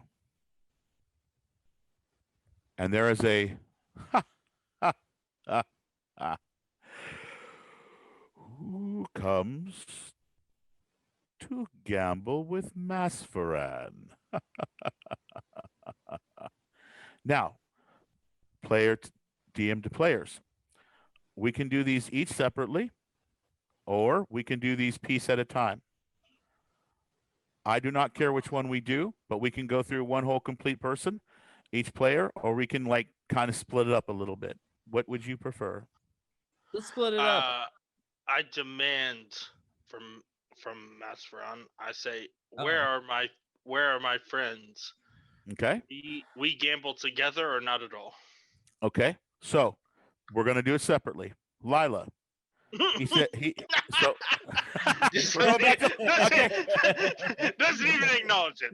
No, I got it, bro. I got it. But see, there's people, when people are watching this, they're gonna go, yeah, let's see what Ian says. Oh, we're gonna go back to this. Okay, so hold on. We're gonna go to that, bro. Fair play. We're gonna get there. So Lila, you show up alone in a room, and a skeletal robed figure says, "Who is it that comes to gamble with Masfaran?" Lila's gonna look around the room. Clearly, she's alone. She's like, it wasn't me, but now I think it might be. Where are my friends? You are here for you. This is not an opportunity that you will get many times. I was once a very powerful god of gambling and chance and skill. I don't have the powers I once had. Look at me. I am bones with no skin. I have seen everything. But I still have enough power to play a little game. What is your name, child? The skeleton slowly hunches, and you hear crick, crick, crick, crick, crick, crick, crick from the bones. Lila. And with that, we go to Meehan. Meehan demands, where are my friends? I don't gamble alone. The skeleton moves back, puts his hands up. Well, you do not want to miss this opportunity. What I gamble for is greater than any gambling hall ever in the lands you are from, I have no doubt. Think about it, but I must know, who is it that comes to gamble with Masfaran? Who are you, half-dragon? Turn on your mic, brother. Meehan Miaston, and I come with my noble friends, Lila Gunman and Little Grin Churl. He nods. And we change over to Little Grin. This room actually fits you. Yay! And you see a skeleton that's rather large. Maybe even it may even be a skeletal half giant. And he says, who comes to gamble with Masfaran? I'll walk right up to the raven and go, me name's Lil Grinchurl. He turns very slowly, and you can hear his dogs in the background barking because a neighbor knocked on the door. But way to put that in the role play, brother. Well played. Sorry. God damn it. That was beautiful. That was perfect. I'm so sorry I blew that out.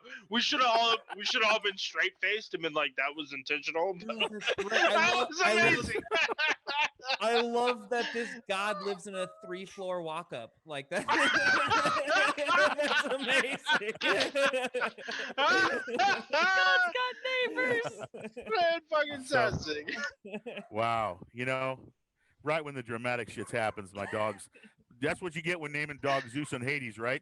You name them after No, gods. that's what you get at Friday nights at the Aya, brother. Right. So he says, he looks at you as you walk over towards the skeletal raven. He says, Oh, it's a skeleton raven. I thought it was a full-on raven. Okay. It's literally a raven, but it's so old that it only has a few feathers left. So it's almost completely a skeleton. And like I said, when it coughs, it goes. It can't call anymore. Still gonna be David's best friend here. Here we go. Hey, I expected as such. He says, he has been my familiar for thousands of years. Now, who are you that comes to gamble with me? Me name's Lilgren Churl, and that be quite some time ye be speaking on.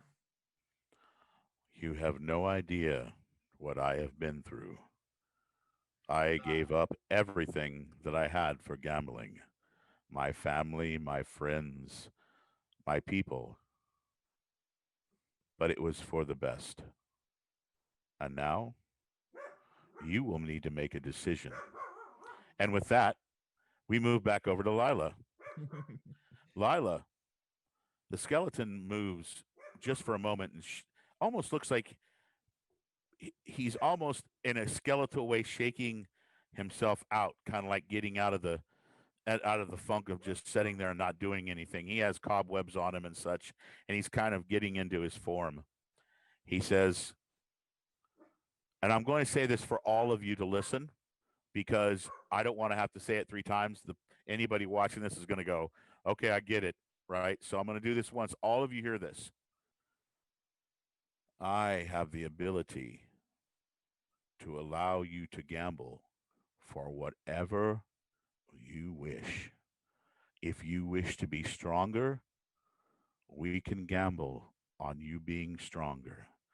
If you wish to be smarter or more influential, if you wish to have better constitution, if you wish to have abilities like the greatest of heroes, if you wish to have gold, fame, fortune, we can gamble on that. But for whatever you wish to gamble on, the more powerful your win, the more deadly your loss. But I have the power as a god to gamble for anything. So think wisely. Think wisely, my friends. Now, I will give you a moment to think about what you would like to gamble for. What is worth it to you? And with that, he sits back in his old wooden chair that was once amazingly powerful as a wizard's throne. And he sits there waiting for each of your answers. Now, DM to players, I will allow you to think about it for a moment. And when one of you is ready, you may speak. This is a big decision because the win is amazing, depending on what you choose. Any win is amazing here. But you will have to gamble for something that will mean possibly a great loss for you as well. So you must think and think wisely on this. But I'm sure all of you can think of something your character would love to have in one way, shape, or form and be willing to gamble for it. And this is the fun of Masfran. Masfran has been in my storylines for within Thea for since high school, is when I created him. He's not always a friend. Can I be parlaying with ye, Masfran? Why, yes, that's why you're here, right? To gamble with me. Oi, but I be wondering if I can ask some questions of ye. Well, I'm sure I'll be able to answer them, so why not? And he pulls out this box. And when he pulls out the box, he literally pulls out these dice. They're bone dice, kind of like the dice you would see in the friendly Hammer Inn or any other gambling establishment. And he pulls out these dice. He's like, yes, go ahead. Ask any question you'd like. The world be in a mite bit of trouble at the moment. Are you for knowing the cause?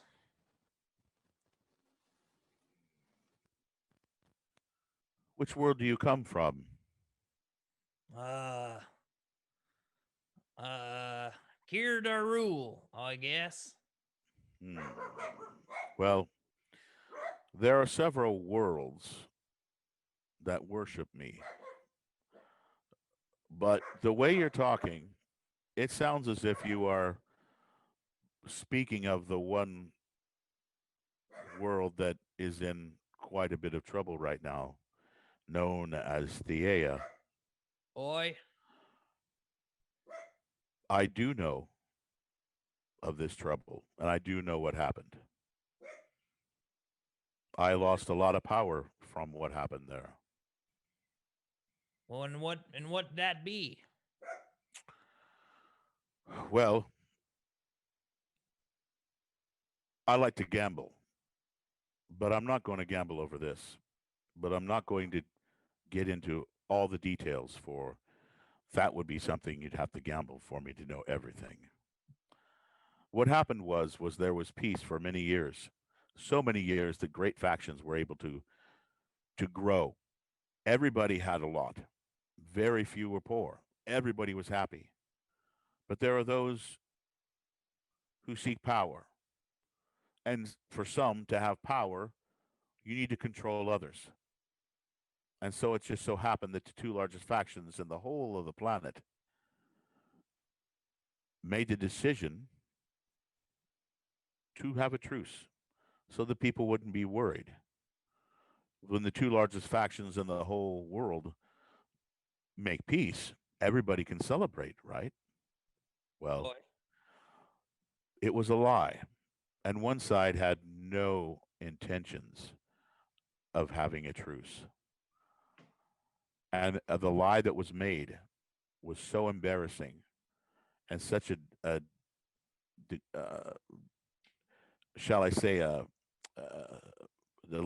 such a disrespectful thing to do that the one faction had no other choice than to start a war.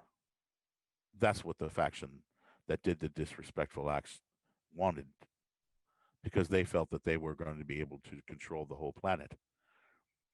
And this war lasted for many years, at least a year and a half, 2 years. The gods, like myself, we lost power because our worshippers were dying. We sent down avatars to fight with these factions, the smaller factions joining the larger factions. So there were literally only two factions. And then the Celestials woke. And when the Celestials woke, the Celestials are above us gods. They do not need worshippers to be powerful. They created the universe. And when they saw that this planet was killing itself and that the gods and mortals were destroying the planet, they had three choices: to destroy the planet, to alter the planet, or to kill those who were destroying the planet. And they destroyed those who were destroying the planet. And that's why your planet is in such upheaval. It could have been that your planet was just destroyed, but the Celestials knew there was hope. Perhaps you are that hope. Now, Little Grin, you said, Oi. have you decided what you want to gamble on? I mightn't be needing a minute to think on it. Very well. I only have a minute to spare. And then we go to Lila. Lila, The skeleton sits there, looks like it's staring at you, although it doesn't have eyes. And then it says, "Have you made your decision what you'd like to gamble for?"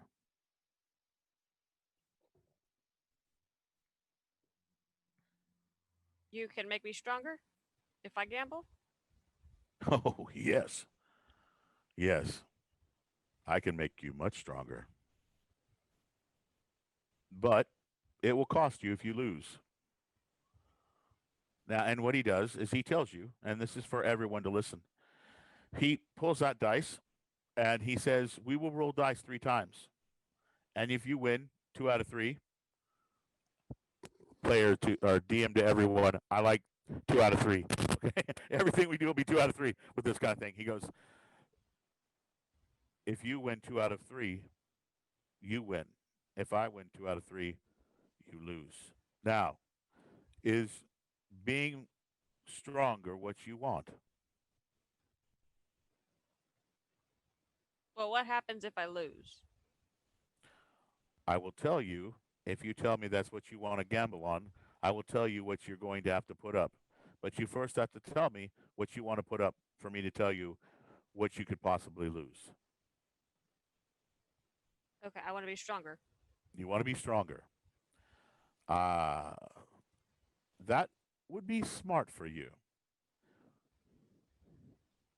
All right. Now, as a DM of my type, I do everything random of this particular situation, and I roll a 5. What he says is he says, "I will gamble strength for the wisdom that you have inside of you now. You have been through a lot. You're in a new place. You walked away from your nobility and your family. You're wise. Therefore, your wisdom is important to you.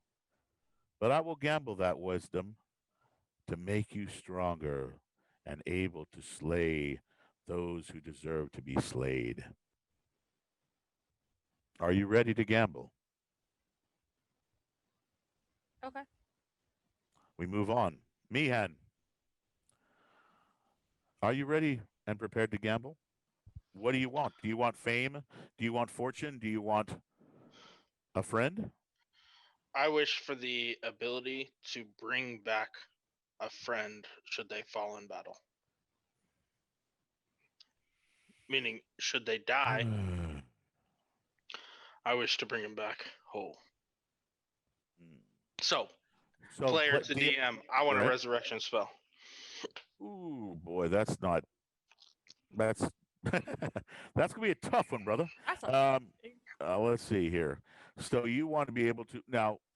What's the lesser of the in 5th edition? What's the lesser of the raised dead type situations? My favorite is the druid one because you have to re-roll your race when you're resurrected. Yes. Oh, you talking about reincarnation? And Yes. you have to have a body part, so you can chop off their finger Yeah. and resurrect them from the finger. Yeah. Well, that's a possibility. I think the lesser is just called raised dead, right? Because there's resurrection. I'm sure of that, right? Hold on, I'm looking at raise dead up. I just want to know. I want to know the lowest because I don't want to have you go for such a high level thing that you got to really. I mean, if you lose it, I don't want to make you really messed up. You know? Raise dead's a 5th level necromancy spell. You want reincarnation's also 5th level. Well, that's the one that we were just talking about. Yep. And what level do you have to be to have 5th level spells? 8. 8th? Okay. So wait, hold on. Yeah, you want raised dead. You're right. I want raised dead, and I want it from a. Well, let me do the cleric version. Hold on, because paladin doesn't get it for a long time, so I want the cleric spell. Right. Yeah. Which is 9th level. They get raised dead. Woo! Okay. He says that is a powerful ability to be able to raise someone from the dead. but your god would obviously give you the ability at some point. So this is just simply a movement towards what you will once be in the future, perhaps. And to make it maybe a little less, I don't want it permanently. I just want it once, like a scroll. No, of course, of course. Um, okay, so here's what he offers. One moment.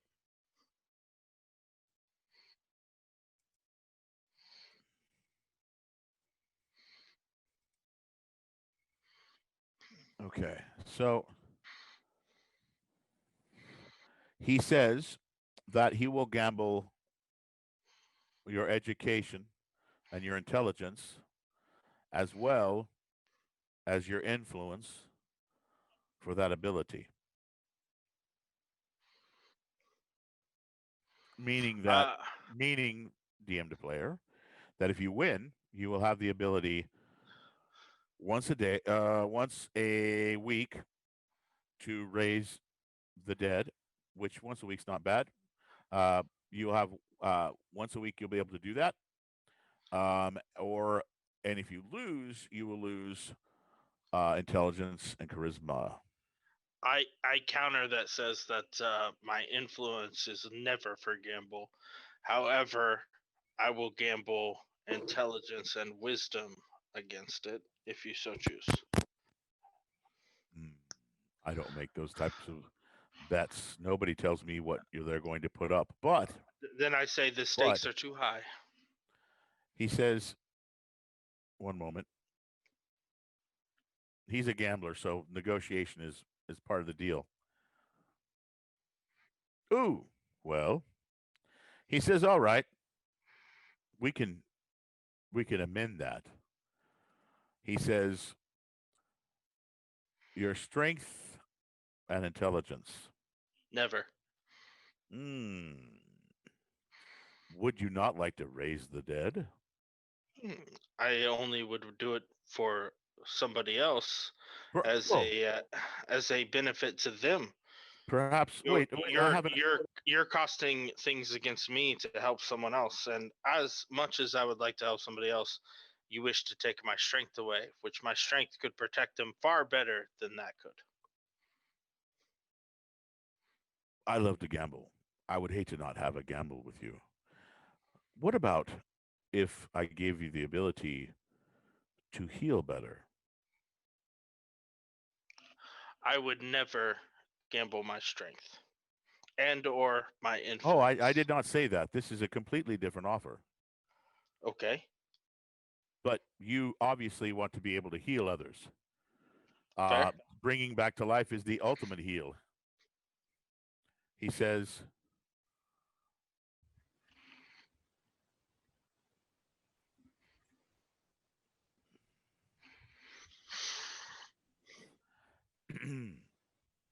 he says, I will give you the ability to heal better than you do now. But you will have to gamble your intelligence as well as your constitution. No. Nope. Okay. All right. Well, okay. So he goes, you're not willing to lose anything important, are you? What kind of win would it be if you weren't putting up something of value? If you raise the stakes, perhaps I would give up constitution, strength, and or my influence.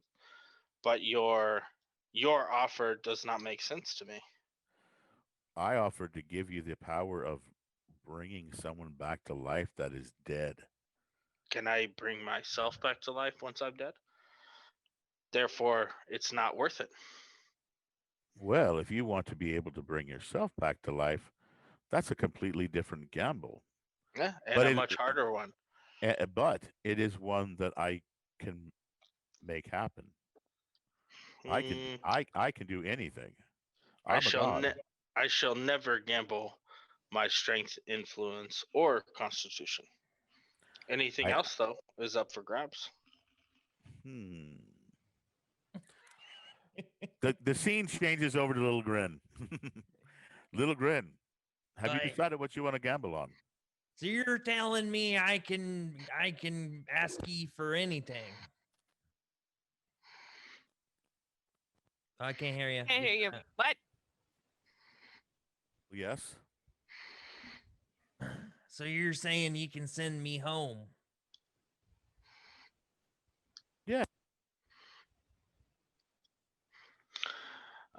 Frank, we're having a little technical difficulty here. It seems you're cutting in and out. Let me check our stuff. Probably just his mic. Yeah, it seems we're all solid on our end. Huh? There you Hello? go. Is Hey. it better? Yeah. There you go, brother. Okay. Okay. He says, well, well, yes, if you want to go home, I could make that happen. All right. It's a big moment for Lilgren because like that's what he wants more than anything. But I think instead he's gonna ask, all right, so you tell me that the war was fought over a lie, right?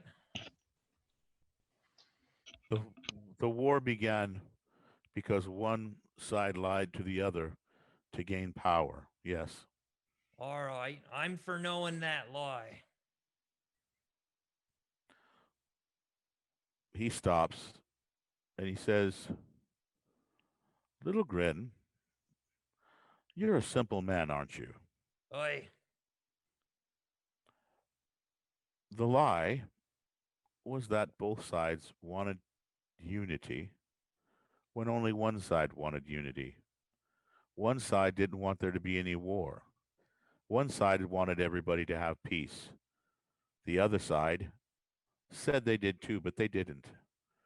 They moved their armies into places of power so that when the ultimate lie was found, the other armies for the side that wanted peace would be easier fell.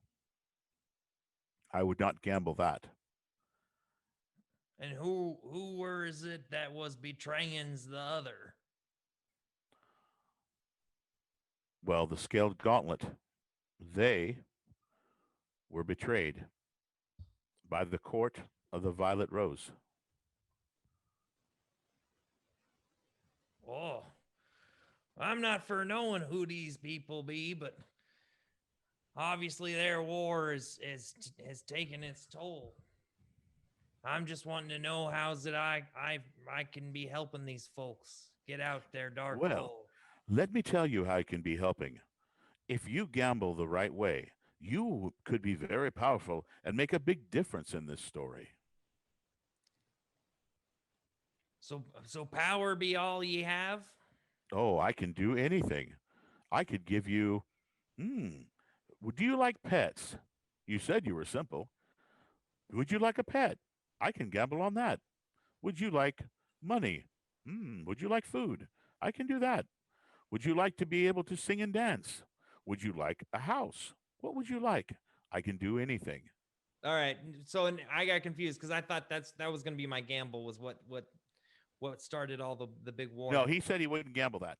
Gotcha. All right. Because he actually told you earlier that he actually told you earlier what happened, but Little Grin didn't get it. So remember, he said he was going to do a long. Little Grin got a little confused. Sorry. Well, no, he said I'm going to make a long story short earlier because you'd have to gamble for that. But then he thought, you know what, this guy ain't getting it. Here's the long and short of it.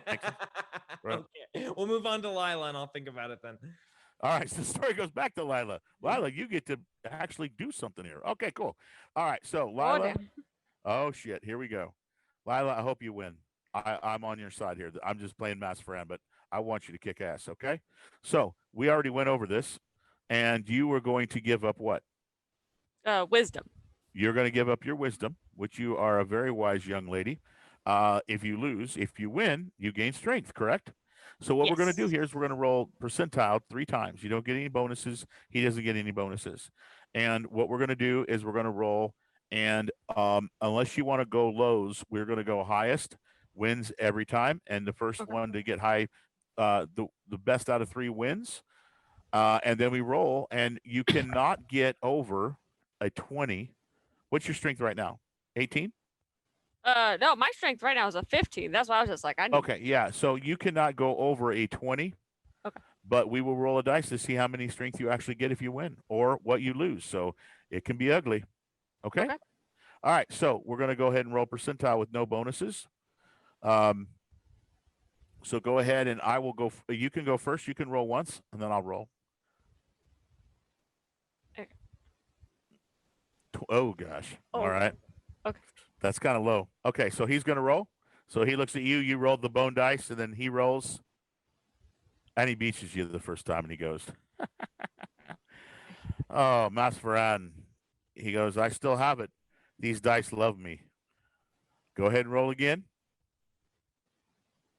Oh, gosh. You're rolling low today, aren't you? I am. I don't like this. Wow. I I don't know. like this. And he rolls again, and what happens? Let's see.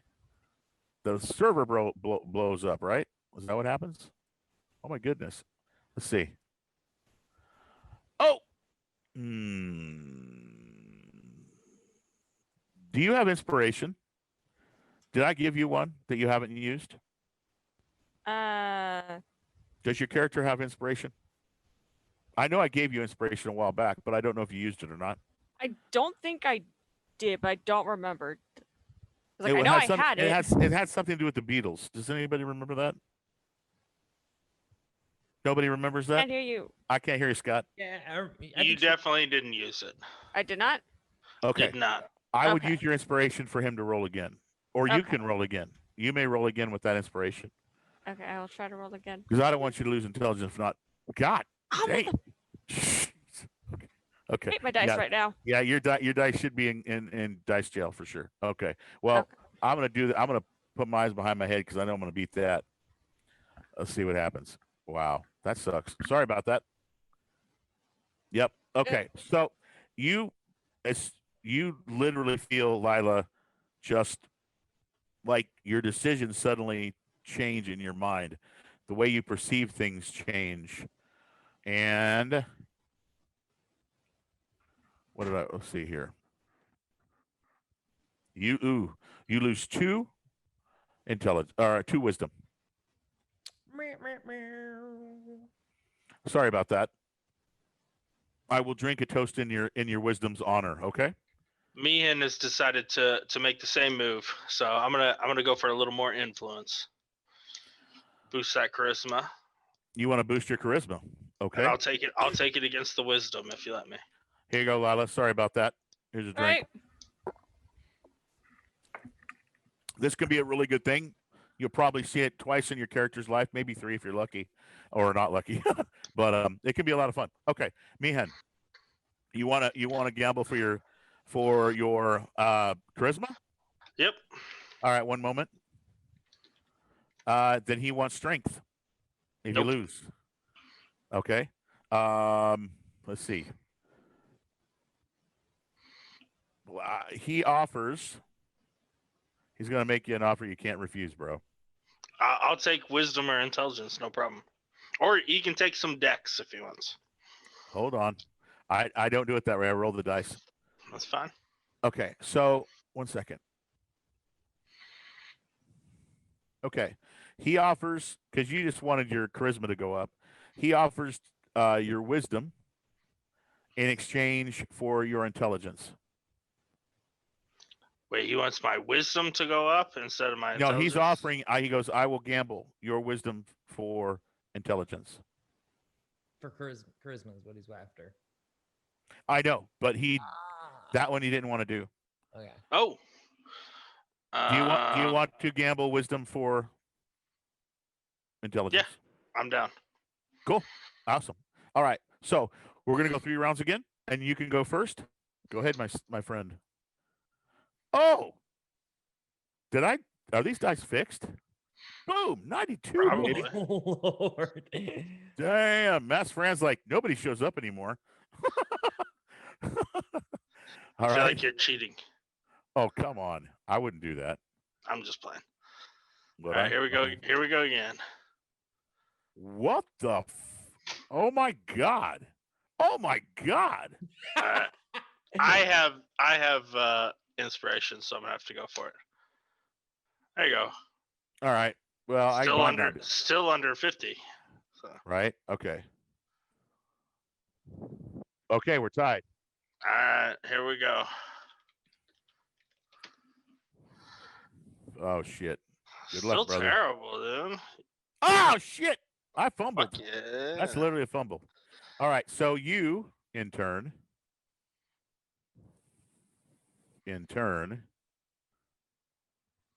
get 1 wisdom, and that's it. Intelligence. I mean, no. You would have lost intelligence. This was to get wisdom. That's what we discussed. Okay. Did you think it was the other way around? Yeah, I wouldn't have done it the other way, but that's fine. You don't want I wisdom? win. Okay. I win one, so I go up to 16. I love it. Well, that gives you better props on that, right? Yeah, absolutely. Right. I'm So- completely stoked. Okay. Sorry, Lila. I'm taking another shot in your favor because I'm bummed about that. Damn it! I don't like anybody to lose to Mass Friend. I want to tell you in a second what happened to my friend at the end of this session. I'm going to tell you about my friend who did Mass Friend about a month ago and what he did. Oh my God, it's a funny story. Okay, so really quickly, you suddenly, Meehan, again, your mind feels like you see things differently, but also some of you almost feel like you have a better conscience to yourself. And then we go over to Little Grin. Little Grin, I've shared with you more than I've shared with many in my lifetime for free. I must ask you, what would you like to gamble for? I got what I needed for me, Dusty Bones. I not be gambling your ways no how. And I turn around and walk away. He goes, what? You're not going to gamble with Masfaran? Do you realize what you're missing? A stacked hand's a stacked hand in my book. I am an honest gambler. That's I just have. He goes. I am an honest. You see his skeletal hands. I am an honest gambler. It's just that I am able to let you win much more than you could ever imagine anywhere else. Like for example, he says, for example, and you're trying to talk over him, and rightfully so. And you almost feel like his magics stop you for a moment, like you have to listen. Ooh. And he said, you feel whoop, and he goes, for example, how would you like to be able to be short and tall, and then short and tall whenever you want? How would you like to? How would you like to be able to create water anytime you wanted to help your friendly mushrooms grow better? You might. Oh, how would you like to be able to talk to? All right. Would you like to be able to talk to mushrooms? I could give you the ability to talk to a mushroom. Okay, that's just too much. You suck. All right. I would say like a wisdom check to see if it. That's good. That's so tempting. Okay. He's trying to walk away though. Mass Friend likes to gamble, bro. He's gonna do anything he can. Are you kidding? I'm gonna do like a self check here. Do it. Do it. Oh, okay. God, 10 was my number. Oh no, I got a 12. All right. So I'm good. All right, I'm gonna call it good. Yeah, I'm gonna tell him. No, me master teaches me that all the strength I need come from within. I not need your tricksy ways.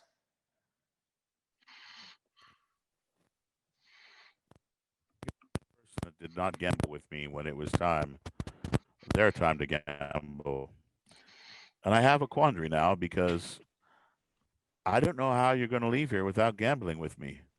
Perhaps you'll just have to gamble to be able to leave.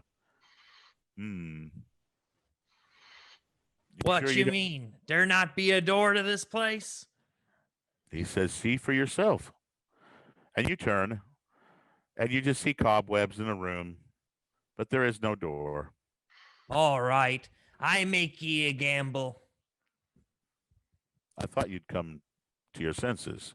What would you like to gamble? I be wanting to key to that door. You just want to gamble to leave? I be wanting to key. To which door? The door what takes me out of this place. There is no door. Well, how did I get here then? I don't think you would understand it, Little Grin, but his skeletal hand comes up and he waves his hand like this, and this purple and blue mist goes to the side of you. And it gets to your size, and he says, "This is a doorway." And ye opened it with just a wave of your hand?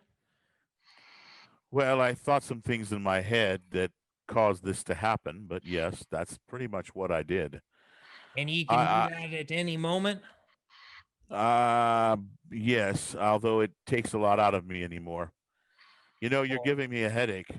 You are. You're giving me a headache, and I've got very little up here anymore. Perhaps I will let you leave, and I'll let you leave without gambling with me, because I feel like I'm getting older as I'm talking to you.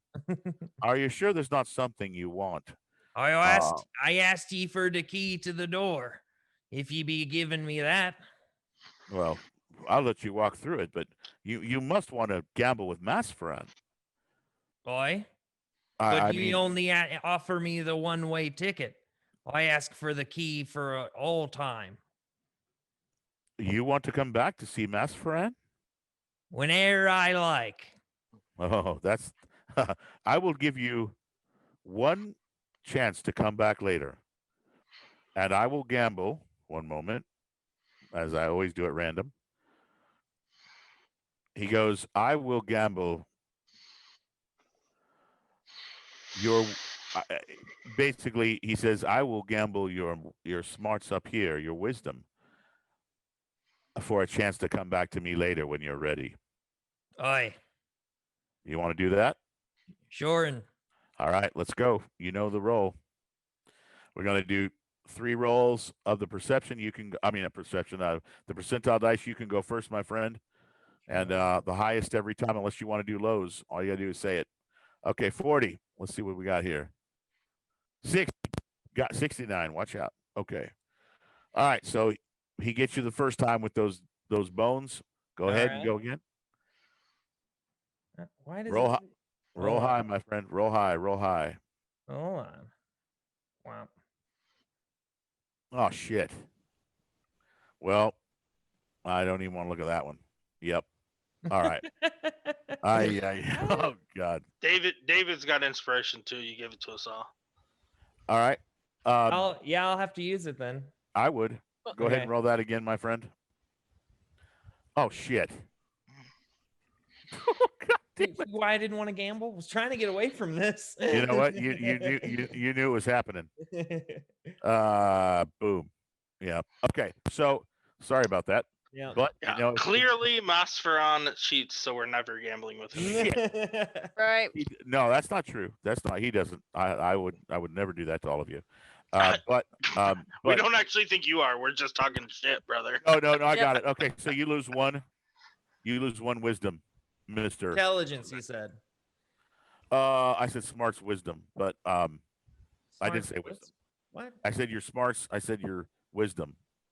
No, I wouldn't have. I'm sorry, I wouldn't have gambled if it was wisdom. I thought it was intelligence. It was intelligence. Okay. Well, actually, it's the DM's choice. I'm sorry. No. That you said smarts, so I assumed intelligence. Okay. I did say smarts, but okay. So to me, your wisdom. Just saying for further in the future.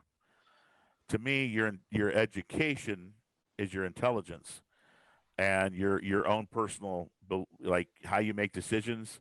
That's wisdom. Okay. So when I say smarts, that's wisdom, and education is the other. So that's okay though. So confusing. Okay. You know what? What do I have to take? You know what? From? That may be confusing, and if it's so, that's just how I roll. We love you, Frankster. You're the man.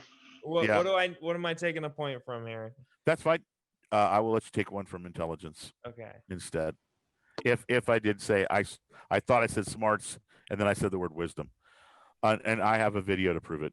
So I'm no, sure just kidding. maybe I But- just missed it. I just thought I thought it was intelligent. Right. The only two scores I care about are Dex and Wisdom. I would never have gotten either of those. I'm aware. That's why when he rolled a five on the list is wisdom. But anyways, we'll move forward. So with that, everybody has gambled, and win or lose. When you're done, there is that punch in the gut feeling again, and you feel as if you're being pulled. And as you're being pulled, you get that nauseous feeling. You feel like you're being twisted and turned and up and down and all around, and then finally, you feel like your feet are in place somewhere, and you start to feel the wet mist, and you begin to feel the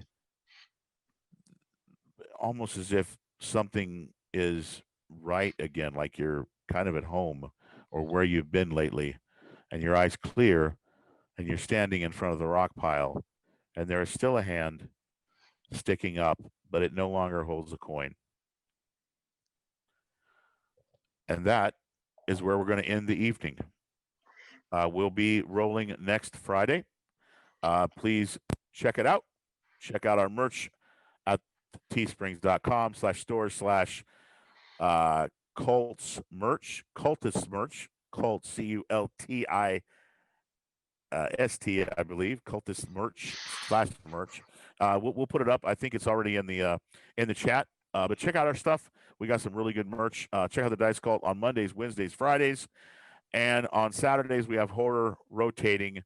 Call of Cthulhu, and tomorrow night Vampire premieres, and then Sci-Fi is going to be hitting up us on Sunday. I want to tell you all a quick story about Master Fran before I end.